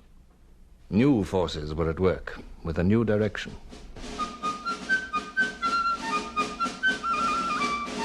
It happened first in North America.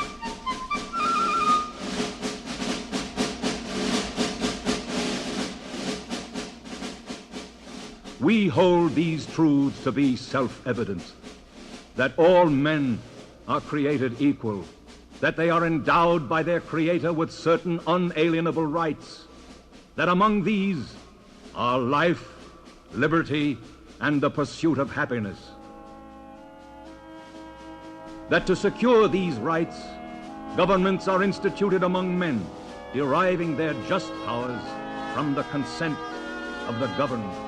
That whenever any form of government becomes destructive of these ends, it is the right of the people to alter or to abolish.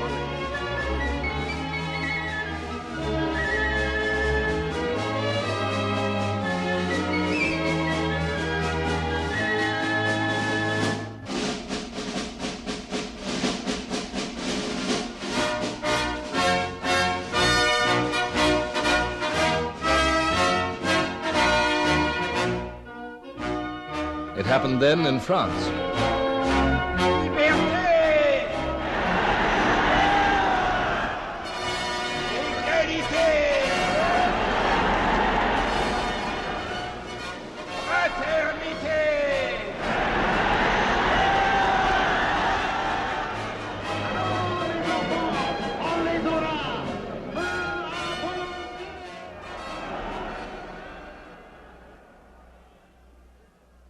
Government of the people, by the people, and for the people.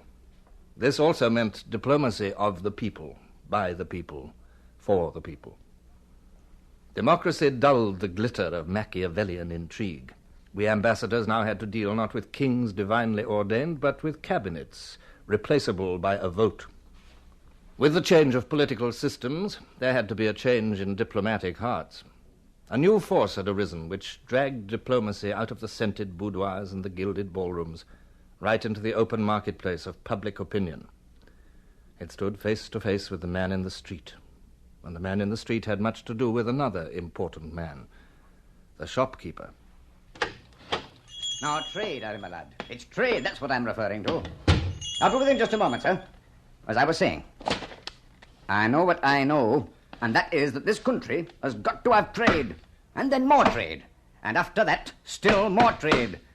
If all these lords, high and mighty, with their wigs and their silks and their minuets, were to pay more mind to commerce than to having fun, we'd all be a lot better off. Believe me, Harry, me boy, I know what The I'm Crusades, talking about. the Venetian monopoly, the fall of the Eastern Empire, the formation of the Hanseatic League, all these had exercised their influence upon the expanding mercantile traffic. Then had come the great voyages which carried men beyond the blue horizon of the known world, across new frontiers of economic interest, and the political understanding that came with it. This was the other important force which shaped my destiny as a diplomat. Power politics gradually, but necessarily, gave place to profit politics, and to what my friend Sir Harold has called the shopkeeper view of diplomacy. The commercial, the mercantile, or the shopkeeper conception of diplomacy is based on the assumption that a compromise between rivalries is generally more profitable than the complete destruction of the rival. That negotiation is not a mere phase in a death struggle, but an attempt by mutual concession to reach some durable understanding. Confidence, human reason, fair dealing, and the placing of cards on the table. This was the demand of the middle classes, the demand for the middle point of conciliation. And this demand gave my career an historic turn. It led me to the conference table. Through the centuries, the commercial urge to the conference table continued to develop. But also at work was another important force, a force destined to make the table larger and larger still. This force was born of war. Each call to arms led to a call to conference, and as each war became bigger, so did the conference table. The 30-year War of Religions. The Congress of Westphalia, 1648. The Wars of Napoleon. The Congress of Vienna, 1815. The World War which men called the First. The League of Nations, 1920. The World War which was the second and must be the last.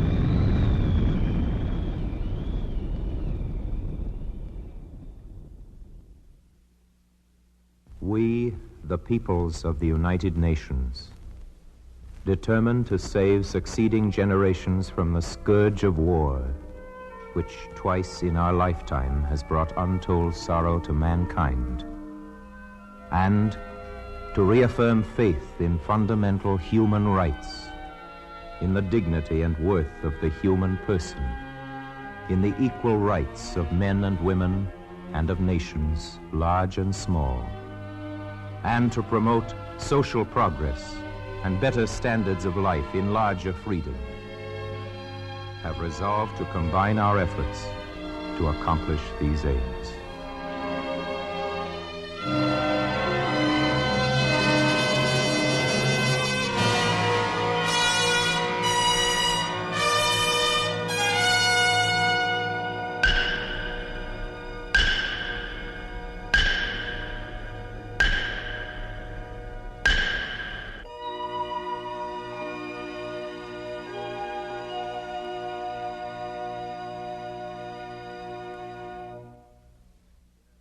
So here I am today, a diplomat at the United Nations.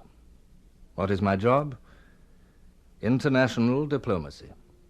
The universal diplomacy which today is the only alternative to universal extinction. My method?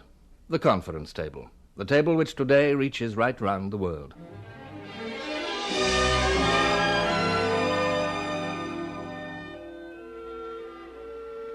And so my days unroll, taking me from country to country and problem to problem.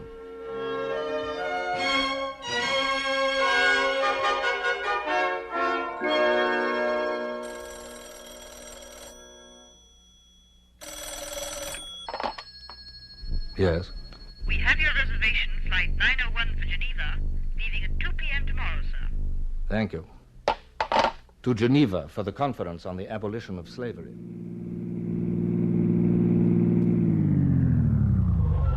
Low sir पहुंच गए. We have arrived at the WHO regional headquarters. In New Delhi to confer on malaria control in Southeast Asia. Good evening, ladies and gentlemen. Welcome to Cairo. Please keep your seats until the health authorities have boarded the plane. Technical Assistance Conference on arid zones and desert reclamation.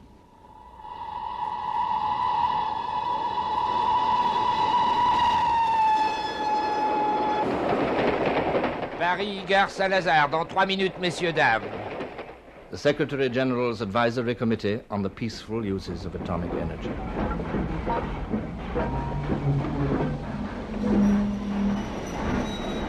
And, of course, I am always on call at United Nations headquarters in New York.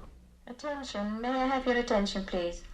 Correspondents are informed that a meeting of the Security Council on the Palestine question has been called for tomorrow, 10:30 a.m. That is all. So there you are. I am an international diplomat at the United Nations. I am to be found here whenever men need me, and they need me today for many things, in many places. It may be that there's been some trouble somewhere, a sickness, a disaster, an argument, or perhaps even a full-scale war. Here the call may be for insulin, there for independence, Here, help is sought on economic development. There, the claim is pressed for human rights. Here, the call is for skills to stop a flood, and there the request is for armies to stop an aggression. So you see, I've come a long way from my bilateral mission of Neanderthal days. I've traveled far through the dark caverns of time to the expansive horizons of universality. Universality of interest and of effort.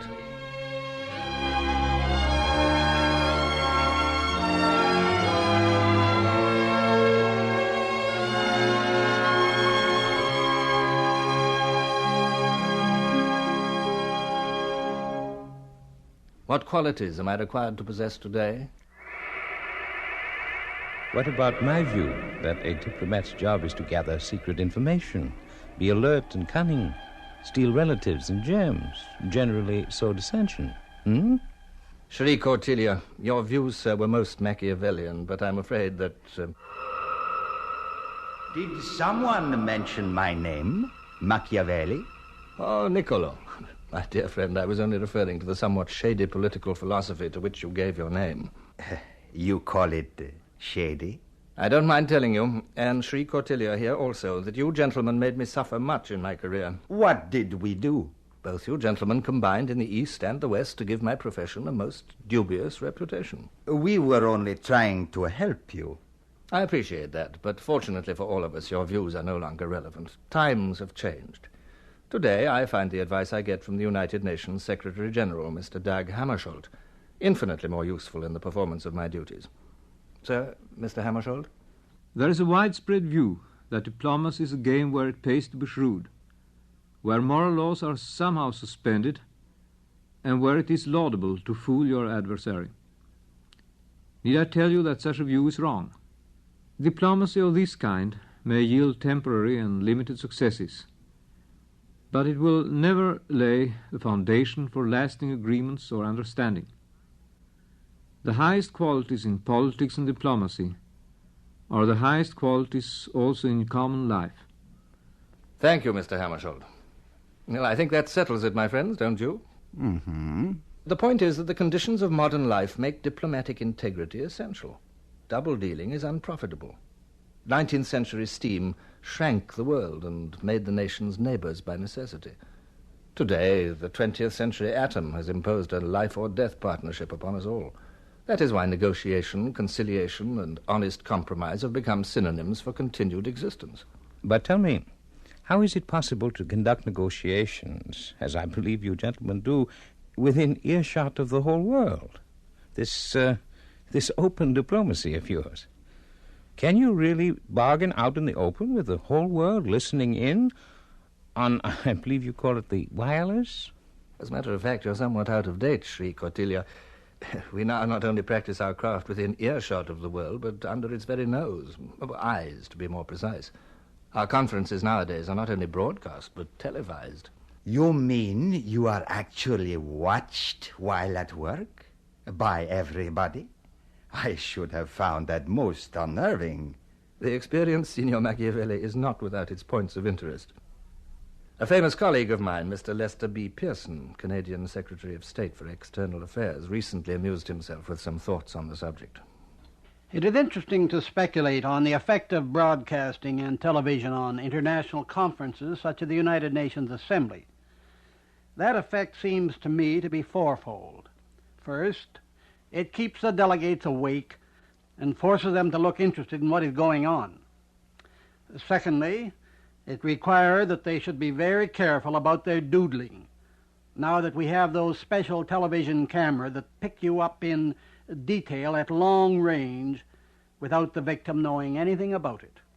Thirdly, television has caused a noticeable sartorial improvement among the delegates in their grooming and in their general appearance.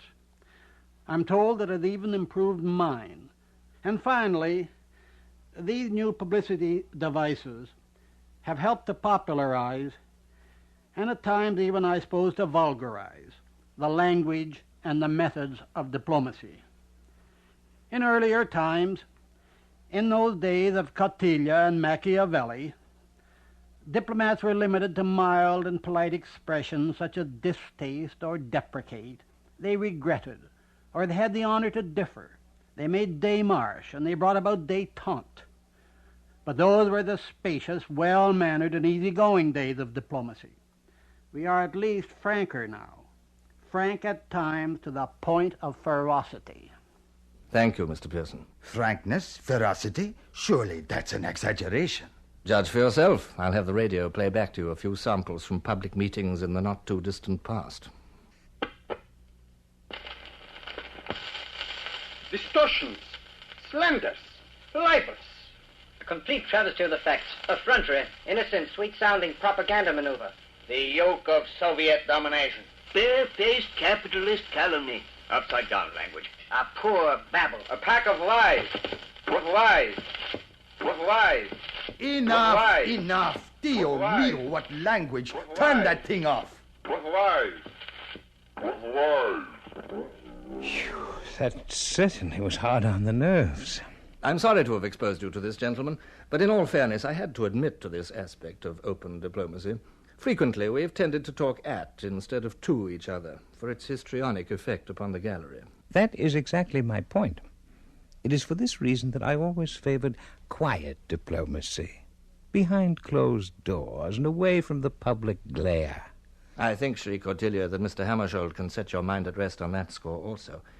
He finds that we can make use today of both quiet as well as open diplomacy. Both have virtues, as he says. It is my feeling that there is now a broader recognition than before of the value of quiet diplomacy within the framework of the organization as a complement to the conference diplomacy of the public debates. My belief is that a further development in that direction is warranted and would in no way reduce the value of conference diplomacy. Thank you, Mr. Hammersholt. Satisfied, gentlemen? Yes, thank you. I am grateful for your patient explanation of your modern needs and ways. Permit us now to withdraw. Our time has run out. Come, Cordelia. Farewell, gentlemen. Farewell. Farewell. Farewell. Farewell. Farewell. Farewell. Farewell.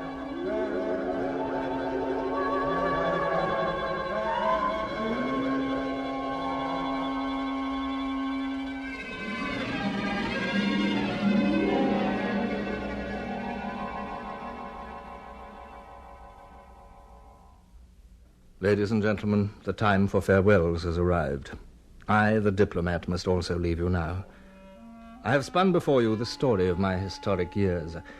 I have tried to show you how man's advancing centuries have pressed me from the narrow valleys of tribal, limited interest to the broad uplands of universality, from which all horizons are clearly seen. As I've traveled up the slopes of time, so have others in other lands, climbing from the tribal beyond the merely national to the truly international. I've lived before you our yesterdays and our todays. In them also beats the pulse of our unborn tomorrows. Time past is time present. Time present is future's time. So I leave you with the future, and with a final thought from Secretary General Hammersholt, a thought to which some 80 nations of the world subscribe their emphatic yes. Afghanistan, Argentina, Australia, Belgium, Bolivia, Brazil. The United Nations, the organization, is imperfect. It can be improved. But the concept of a world community of United Nations, the vision, the goal of our long journey from barbarism to civilization, is now a part of our lives. Let us make use of the United Nations, of this instrument we have created, move further towards cooperation among nations in strengthening peace and in helping our fellow men throughout the world to build a fuller and more abundant life for all. Turkey? Yes. South Africa? Yes. Soviet Union? Da. United Kingdom? Yes. United States? Yes. Uruguay? Si. Venezuela? Si. Yemen? Yes.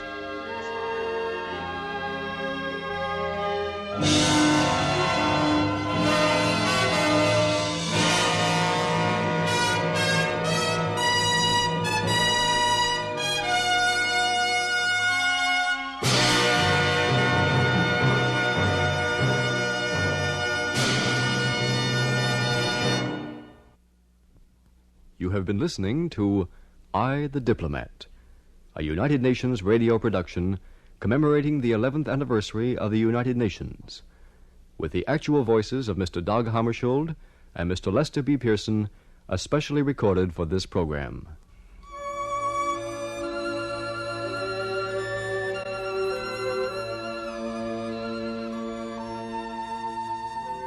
I, the Diplomat, was played by Michael Redgrave. The Duke, Basil Rathbone. The Minister for the Barbarians, Edward Everett Horton. The Emperor. Abraham Sofair. The Declaration of Independence. Albert Decker. Preamble to the United Nations Charter. Orson Welles. The King's Favorite. Julianne Marie. The Slave Trader from Byzantium, and Niccolo Machiavelli, and all played by John Draney. Gesundheit. Script. Written by Gol O'Bry and Gerald Keane. Music. Composed and conducted by Louis Applebaum. Special effects. Harold Johnson. Production and direction. Gerald Keane of United Nations Radio.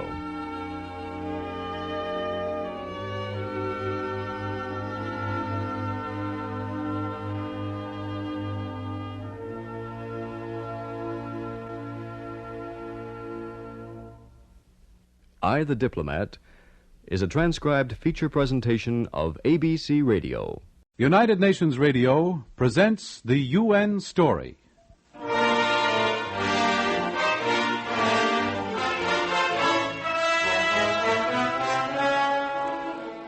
I have a philosophy which some people think is strange. I don't believe in the end of anything.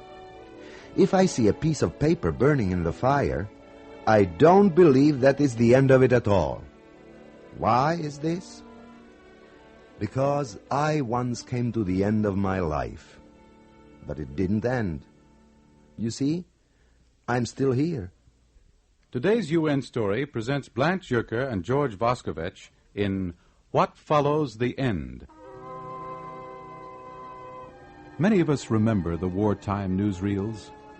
We recall those shots of the long gray lines of refugees trotting the roads ahead of the storm of war. Some people assume, because we don't see such newsreels anymore, that all the world's refugees have passed on to new homes, new lives. Many of them have. But for thousands of others, their homes are still the camps, the refugee camps in Austria, France, Germany, Palestine, Korea. This is a transcribed report of what the United Nations has been doing to help these people who have not had even the privileges of prisoners of war. 7 years ago, a man and a woman in Austria were rushing toward the climax of their lives. It was a beautiful day. They didn't mind the fact that they had to walk 5 miles. What's 5 miles when you expect news, wonderful news, the chance to start your life all over again? John, you walk so fast. I'm getting out of breath. Marie, you're an old woman. Well, maybe. There, you look as fresh as a bride, sweetheart. With all that color in your face, you could be back at your own wedding. Well, that's better. Not so fast. We have time. We have years. But I want to get there, Marie. Well, so do I. So we can get back to the camp and tell the children it's all arranged. Paul is convinced we're going to Canada. He has his sister Donna frightened half out of her wits, thinking of Indians. We may not go there at all. It may be South America, maybe someplace else. We don't care. Just so we can go and forget that camp. John, we were lucky to have the camp. I'm sick of it, and so is everyone there. But with 4 children, John, our village destroyed, no chance ever to go back. Yes, we could have died. Thank God for the camp. But thank God we're getting away from it. As soon as we get our passports, we'll go any place. And I'll work hard, Marie. I never worry about that. I know you don't, my dear, but come, Marie. A little faster. I want to get there.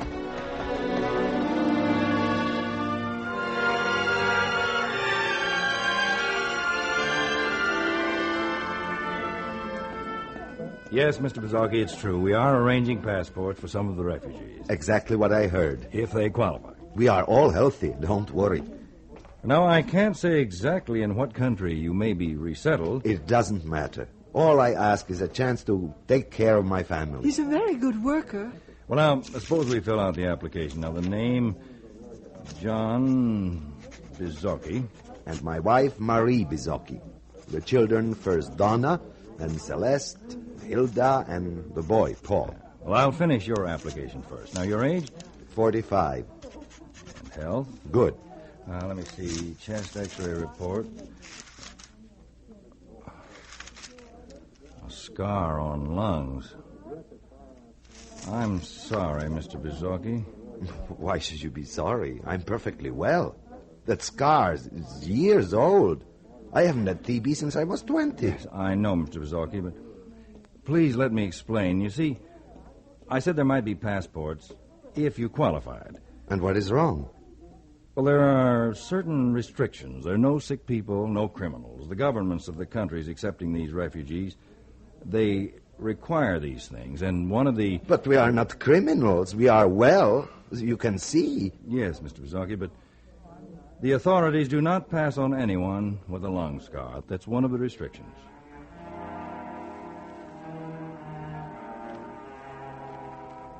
I'm terribly sorry.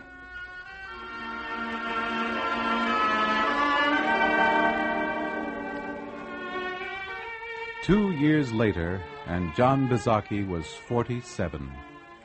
2 years later, and there had been 2 years more during which he yearned for work. Fight against it as he might, he was beginning to feel old. That judgment haunted his mind, an old scar from a past illness.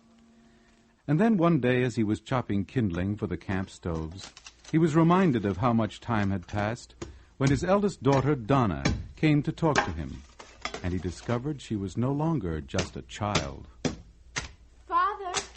What has happened? Well, nothing's happened, Father. I've been thinking. What is it? I'm old enough to go. Go? Father, we don't want to hurt you or Mother. But do you think we young people should stay here forever? Go? Where? I don't know, Father. Someplace. Maybe I could go to England or America or Brazil. And leave us? Your mother and me? I don't want to. You're only 17. You're a girl. Others have done it, Father. What would you do? I could be a servant. I wouldn't care. And then, you see, I might make money. I might send for Celeste. And then Celeste and I could send for Hilda. And then the three of us could send for Paul. I see. You will let us... You will let me go. I will talk to your mother.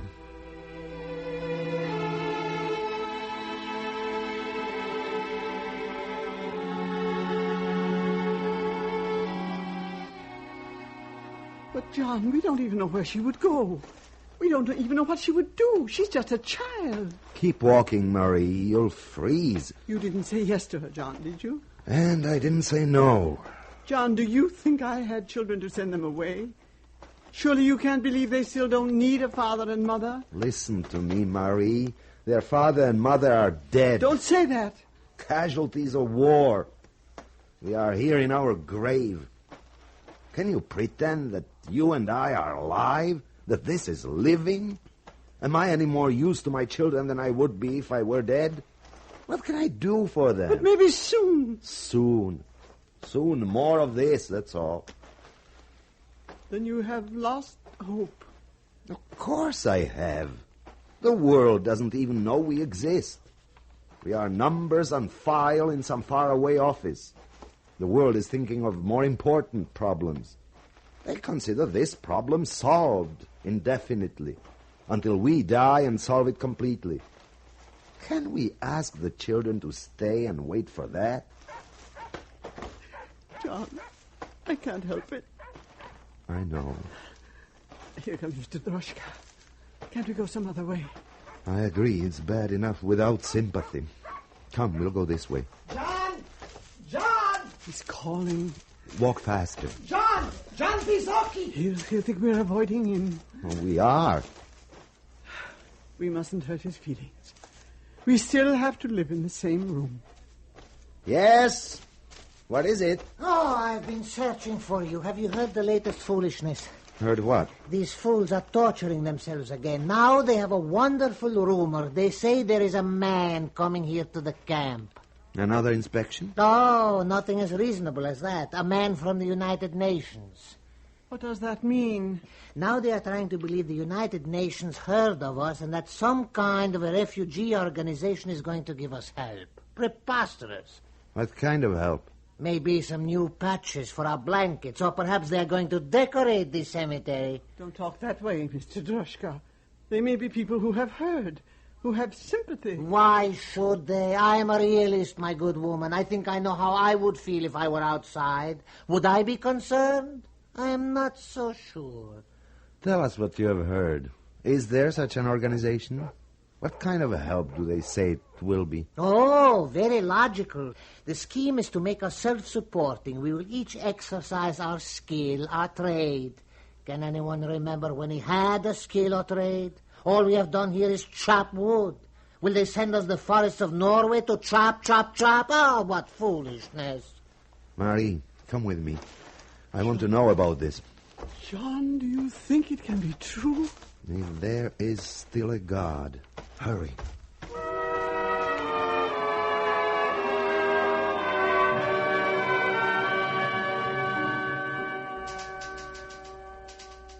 Your name, please? John Bizoki. John Bizoki. Your age? 55.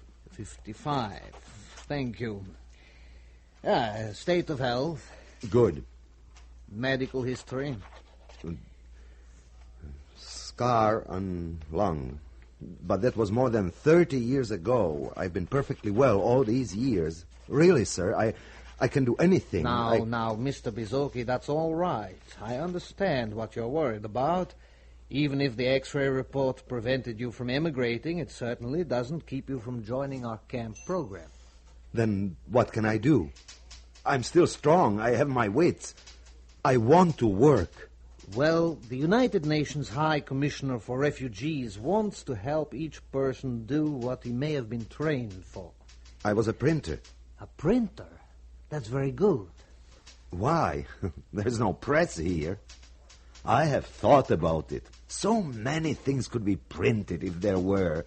The records, the announcements, all sorts of things. I would do it even if I weren't paid. But why shouldn't you be paid? You'd probably save the camp money.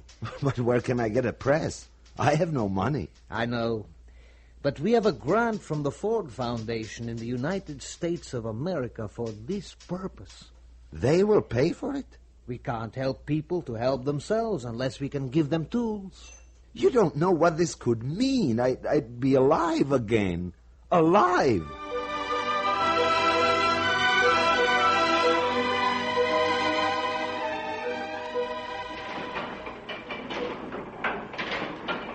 John, you must not forget.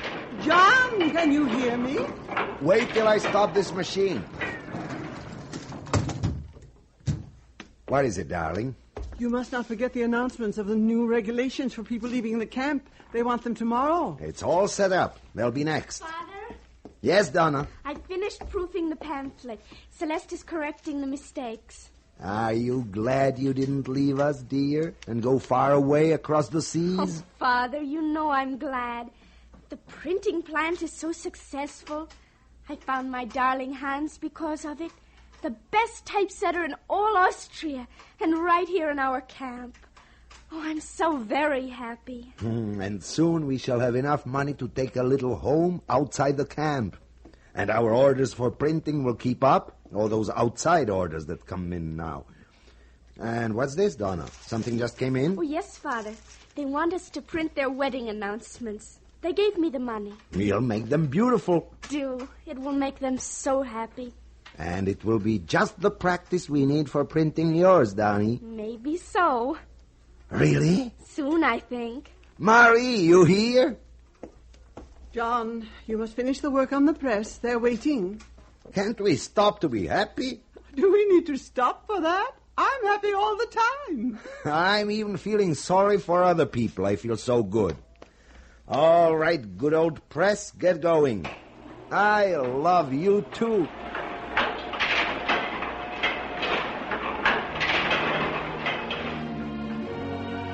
United Nations Radio has brought you Blanche Yerker and George Voskovec in What Follows the End, a UN story that is true.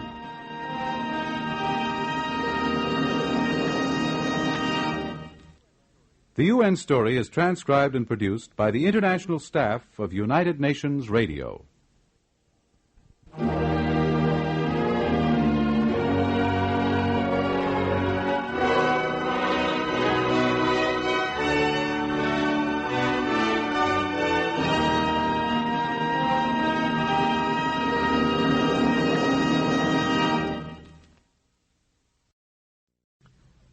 United Nations Radio, in cooperation with the World Health Organization, presents 10 Steps Forward, a BBC production. The narrator is Michael Redgrave. This program celebrates the 10th anniversary of the World Health Organization, popularly known as WHO. It includes the voices of experts and field workers and considers the progress made in the last 10 years and the problems which face us now. WHO has its eyes on the future. Its concept of health is a new one. In the past, it was very different. We had no such guardians then to hold our health in their hands.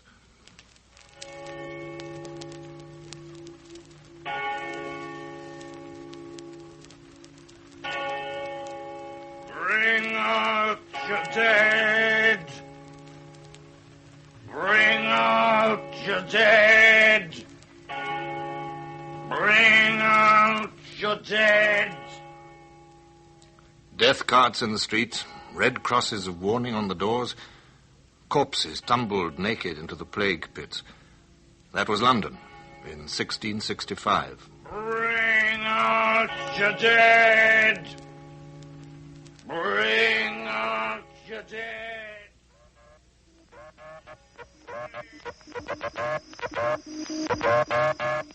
Epidemiological Bulletin of the World Health Organization, stop. Section 1. This is today on the World Health Organization, created just 10 years ago to keep watch on the health of the world, and to deal, among many other things, with such epidemics as that in 1947. Send off the following telegram to the Pasteur Institute in Paris, the Lister Institute in London, the Haffkine Institute in Bombay.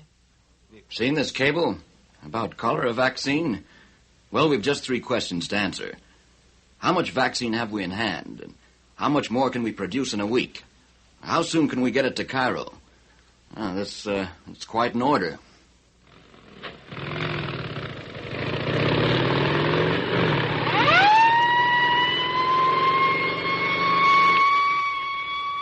Motorcycle escorts to LaGuardia Airport, New York. But not this time escorting a very important person, just a very important vaccine. For that was October 1947, and in Egypt there were 33,000 cases of cholera. But in a few months...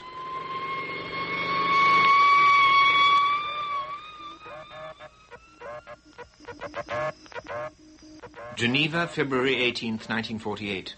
Egypt now declares whole country free from cholera. A victory for the international guardians of health. WHO did not yet officially exist, but it was already functioning. And 2 months later, on the 7th of April, 1948, its constitution came into force. At a time when, in the words of its first Director General, Dr. Brock Chisholm, we had just come out of a catastrophic world war, which had reminded people that ours was a small planet. Until quite recently, man's environment had been his locality only, his village or town, or at the most his own country. He had learned to live more or less at peace with his own emotions, and had contrived to get along with his immediate neighbors. Now that situation had changed entirely. The environment of every person was the whole world, and it was essential to the health of every individual that he develop beyond the capacity to live with his own kind of people only, and be able to live with all the kinds of people all over the world. This, and the concept of health, was not just the absence of sickness or of infirmity, but a positive aim, was a new sort of idea. That was why we chose the name World Health Organization. A new sort of idea on a small planet. A planet which is still divided by frontiers, but those frontiers, as ever, can be crossed by the carriers of disease, by rat and bat, by insect and virus. They can also be crossed by an idea, especially by this new sort of idea. At World Health Headquarters in Geneva, specialists meet continually to make that idea work. For the conference rooms at Geneva are not just talking shops. In the words of Sir Julian Huxley, "This just isn't true. You've got to find the right methods for getting the specialists together, making them see that there is something in the other man's point of view, making them learn to adopt some degree of common language, and once you do that, you find that if they're any good, then they can appreciate the other man's point of view, and that out of the cross-fertilization, a new organism of knowledge begins to develop." Cross-fertilization in the talking shops. In the beginning were the words, thousands of words in dozens of languages, and many of them highly technical. But out of those words has come hope for millions. The long corridors of Geneva are even longer than they look. They lead all the way to the deserts and jungles of the world, where the drums still sound, as they always did, but the rhythm of life grows faster. Faster and faster, in Africa as in America. Drum and clock, radio and aeroplane, the world grows smaller and smaller. And man must now control his environment. In your different countries, you have different problems. We have roughly 1,500 patients, and we are terribly understaffed. Roughly 8 to 10 male nurses and about 10 or 12 female nurses. Most of the work is done by untrained staff who attend to the general needs of the patient. That is a mental hospital in Singapore. The local society for the welfare of crippled children in Lebanon was formed chiefly through the good offices of a Dr. Harfouche. She was rather appalled by the large number of undernourished and crippled children in Lebanon and indeed throughout the whole of the Middle East. While further east still, in the Punjab in India, it was a little difficult at first. We had to get cooperation of the village dai or local midwife, and we tried to get her to realize that she needed a certain amount of training. Training is nearly everywhere a problem. Training of midwives, training of nurses. It's very difficult to get suitable girls of a good standard of education to be nurses. Nursing is regarded as a degrading profession, even among the poor people. So says one of the few women doctors in Iraq. There's a constant argument that goes on as to what kind of food a child ought to be given at any stage. Also, there's a constant difference of opinion as to the proper kinds of food for mothers after they've been delivered. That is in Formosa, an island where, in fact, in some areas there were no roads at all, and the midwife had to rush along on a bicycle between the rice paddies either side along a path that was scarcely 18 inches wide, and she wobbled along here until she reached a river, and when she reached the river, off she had to come off her bicycle, fling the bicycle over her shoulder, and go across the river as best she could. Yes, different problems in different countries, but the end is everywhere the same. Health is a state of complete physical, mental, and social well-being, and not merely the absence of disease or infirmity. So runs the first clause in our Constitution. And every year, at the World Health Assembly, East meets West to discuss that aim. Last year, the Assembly welcomed its 88th member, a newly independent nation. Mr. President, fellow delegates, ladies and gentlemen, I rise to express the gratitude and satisfaction of the government and people of Ghana on the admission of this new country to the World Health Organization. We hope that the work now being done in Ghana for the control of disease and for the education of the people in healthy and decent living may in turn be of some value to other countries. Cross-fertilization. We talk of privileged countries and underdeveloped countries, but in health there's no one-way traffic. A two-way, a many-way traffic. And we're now controlling it better, with signposts and lights and rules of the road. WHO holds a watching brief, watching and checking and double-checking and warning. Section 1, week ended 20th July, cholera, Pakistan, Chittagong 1, India, Calcutta 36, stop, smallpox, Sierra Leone, Freetown 5, Sudan, Port Sudan 2, Pakistan, Karachi 2, Lahore 3. A constant eye for infectious diseases. In these last 10 years, such diseases have rapidly decreased.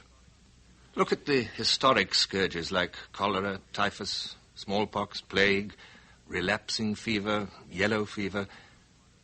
But WHO is not only concerned with epidemics, it's concerned with your whole life, from the cradle and indeed from before it.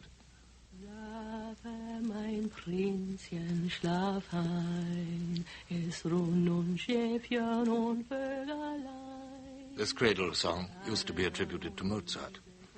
We now know that it was composed by an amateur musician, a doctor of medicine, in Berlin towards the end of the 18th century, when conditions in Berlin and all through Europe were as bad as they are now in the underdeveloped countries. Mothers continually dying in childbirth, children dying at birth or in infancy. Dr. Bernhard Fliese's lullaby is still sung. Sleep, my little prince, go to sleep. But now, he's more likely to sleep sound.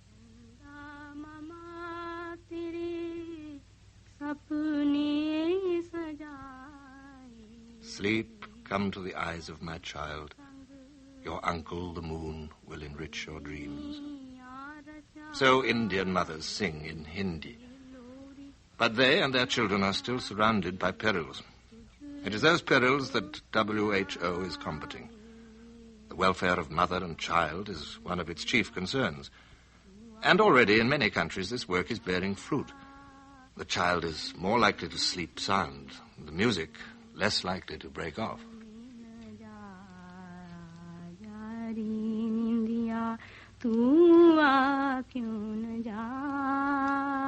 After the danger of birth comes the danger of weaning. There is a disease of small children which has 38 different names. In Jamaica, they call it the sugar baby disease. In Ghana, it is kwashiorkor, the sickness the old baby gets when the new baby comes. It often leads to death before the child's third birthday. It is well known to Dr. Omondi, one of the few African doctors in Kenya. In Kenya, there's a great deal of malnutrition, particularly of children who have previously been weaned and have been put to a diet which is deficient in proteins, and since they cannot get that protein, their growth is deficient, and these children are liable to a lot of infections, such as bronchopneumonia and chronic malaria and worms. So malnutrition is a real problem in Kenya, which is being faced and which I hope will be under control in some time to come. Undernourished children and crippled children. There are many of the latter in the Lebanon. Dr. Kraft went out there from Britain a few years ago to start up the first Lebanese center for crippled children. A number of the children were not only located around Beirut, but at distances from the city. Now, Lebanon, as anybody will know, is a country rather more mountainous than Switzerland. Travelling is extremely difficult. Distances, not so much, but it's the travelling. To get anybody to the centre at 6 o'clock in the morning meant leaving at midnight the night before. So we had to make a very large dormitory. This proved wonderfully successful. So it goes on, watching the mother before and during and after the birth of her child, and watching that child, in turn, through the years of its growing up. And as it grows up, some menaces fall away, but new ones will take their place. It's the same with countries. As a country becomes more developed, certain diseases decrease, but others acquire a new prominence. For instance, poliomyelitis, that disease which can cripple you for life. Dr. A.M. Payne from Geneva has followed and taken part in the campaign against polio since the Second World War. During and after the last World War, there had been an alarming increase in poliomyelitis in some countries. And this was very disturbing because at that time there was no prospect of being able to do anything about it. But the real breakthrough came in 1949 when Enders and his colleagues discovered that the virus could be grown in tissue culture. This completely altered the prospects of controlling the disease because it opened the possibility of being able to manufacture a vaccine against the disease. Such a vaccine was manufactured, what is known as an inactivated vaccine. But hopes are now being placed on something more active, more sweeping, a live virus vaccine which will strike at the roots of this disease. Trials of the live virus vaccine are now going on in the United States, the USSR, the Netherlands, Mexico, South Africa, and they're also being planned in a number of other countries. But meanwhile, of course, considerable success has been recorded in the United States in recent years in reducing the incidence of polio through the use of the Salk vaccine. Polio, it has been said, is a disease of prosperity. As Dr. Payne points out, many countries are experiencing polio now, which previously did not record more than a few cases each year. One rather good example of this is the USSR. This was pointed out by Professor Soloviev, who is the scientific director of the Moscow Institute for Polio Prophylaxis, only last year at a meeting which was held here in Geneva. Until 1955, we had only a few sporadic cases or very small outbreaks. But you see, poliomyelitis is such a disease that 1 year it may be localized in some cities, and in the second year it may be distributed in some other places which have nothing to do with the first one. One is always very much surprised. It is not possible to foresee the spread of the disease. It spreads sometimes a very long distance. Yes, one can always be very much surprised. But in the world in which we live, there is perhaps no longer such a thing as a very long distance. Our small planet is yearly becoming smaller, and new menaces emerge in it, and old ones take on new forms. Thus, we still think of polio as new, but there are other virus diseases which, if not as old as the hills, seem as old as the breeds of dog and jackal and wolf.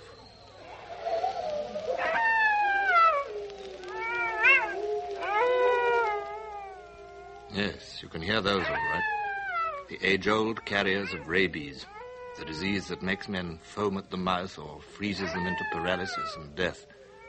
The origin, perhaps, of the legend of the werewolf. All right, take off that record. Now, can you hear these? No? Well, turn up the volume.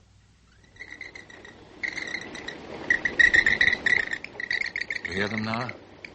They have their legend, too. The legend of the vampire. There is a bat known as the vampire bat, which sucks the blood of human beings. and it can carry rabies. But until lately, ask Dr. Martin Kaplan, chief of the Veterinary Public Health Section of WHO in Geneva. There was no suspicion that the ordinary bats that inhabit the northern climates by the millions could also harbor this disease, and therefore it was very much to our consternation that it was just a few years ago in the United States, in the state of Florida, that the first rabid bat of the ordinary species of bats was discovered. Since then, such rabid bats have been found from Mexico to Canada, and also in Yugoslavia, while in Hamburg, in Germany, a child was bitten by one that was lying on the ground, paralyzed. To pick up such a plaything may mean picking up death. But WHO is again watching and warning. Research has been reinforced in such countries as the USA, the Argentine, Peru, Israel, Yugoslavia, India, the USSR, and Nigeria. A worldwide fight, in fact, with both werewolf and vampire.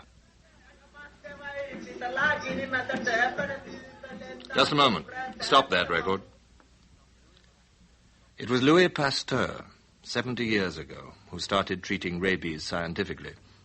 Before that, a man with hydrophobia might be smothered between mattresses for the sake of the community.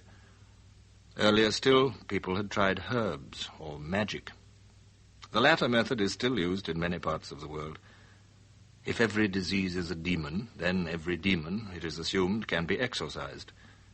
Thus there is a demon of malaria, the disease which may have killed Alexander the Great and later destroyed the Roman Empire.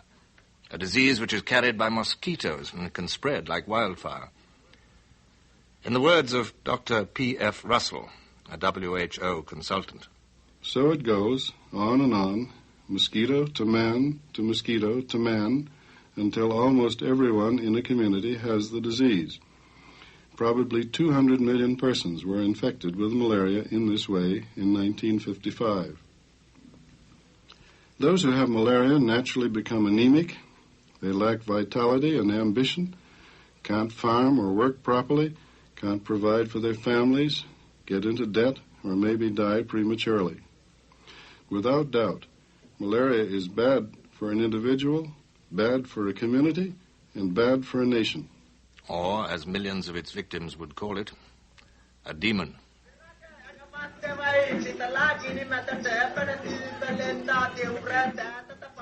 In Ceylon, for instance, malaria used to be endemic. And this was the old way of fighting it, a sort of mime meant to exorcise the demon. The devil dancer dances in tiara and bells hour after hour, working himself into an ecstasy.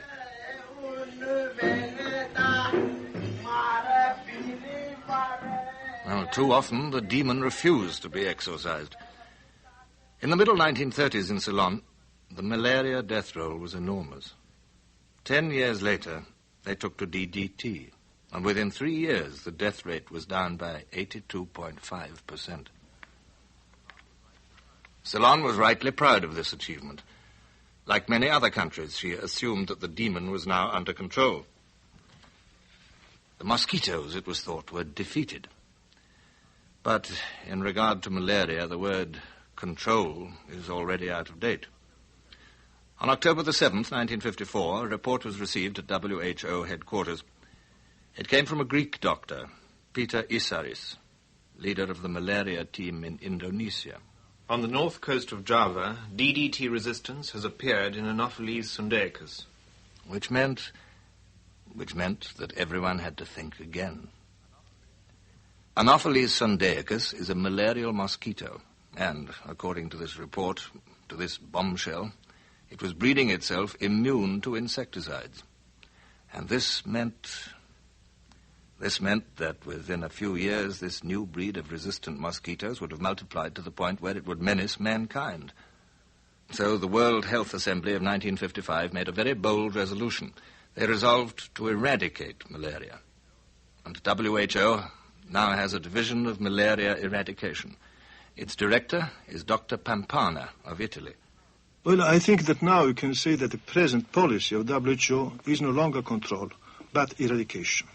And as Yaakov Mudaliar said in 1957 at the World Health Assembly, We in India are particularly interested in this program because for many years we have been fighting this scourge of malaria. And I am glad to note from the Director General's report that more and more countries are now coming to believe that the proper way of controlling malaria is not by control but by eradication. Control, eradication, control, eradication. The experts repeat themselves, but they have to repeat themselves, for this is a fight against time.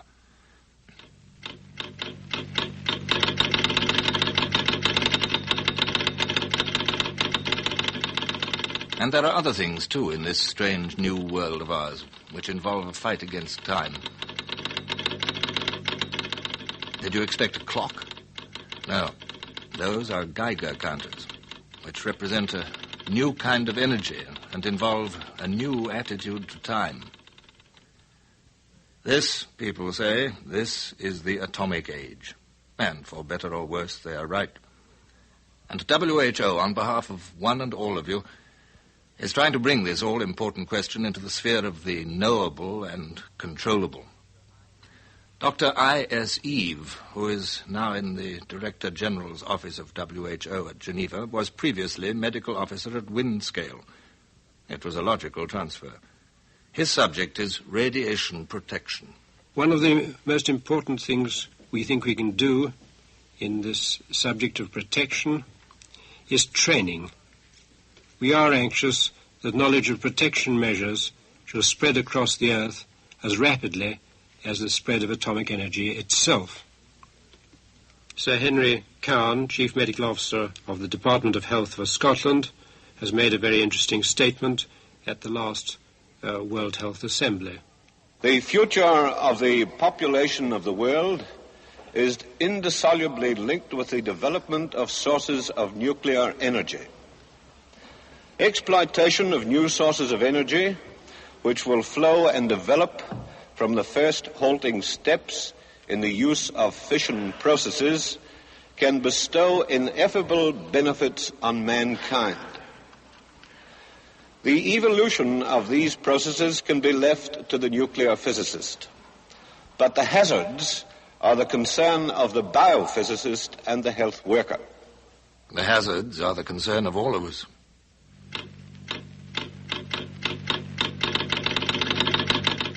There they go again, the clock of the atomic age, the life pulse of one and all of you.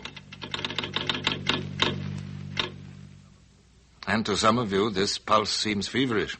The thought of it adds to your nervous strain. But your nervous strain, your mental health, is also the concern of WHO. You remember that first clause, first challenge, first statement of faith? Health is a state of complete physical, mental, and social well-being, and not merely the absence of disease or infirmity.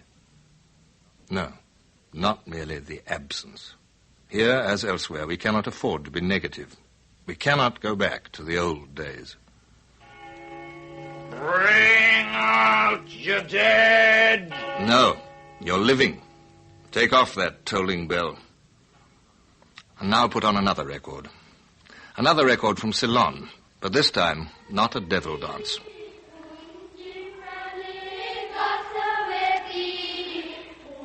Primary school children in Colombo. And the song they are singing has a moral. The small seed grows and becomes a plant. Small seed grows and becomes a plant. Go on, children, sing away. Sing yourselves into the future.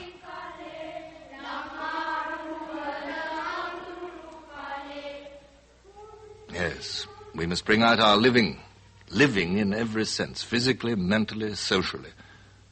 This small planet is big with the future. And that future will live in our children, and that future itself is like a child. And it has many possibilities. Some of them we have mentioned today, but there are many others which are on the agenda. The agenda of World Health Organization. You have heard 10 Steps Forward, a program marking the 10th anniversary of the World Health Organization. The narrator was Michael Redgrave. The program was written and produced by Louis McNeice in the studios of the BBC, London. Presented by United Nations Radio in cooperation with the World Health Organization.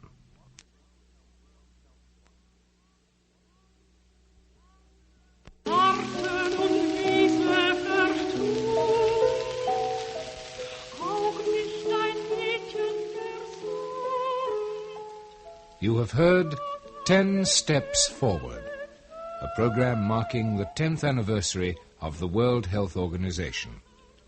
The narrator was Michael Redgrave. The program was written and produced by Louis MacNeice in the studios of the BBC, London. Presented by United Nations Radio in cooperation with the World Health Organization.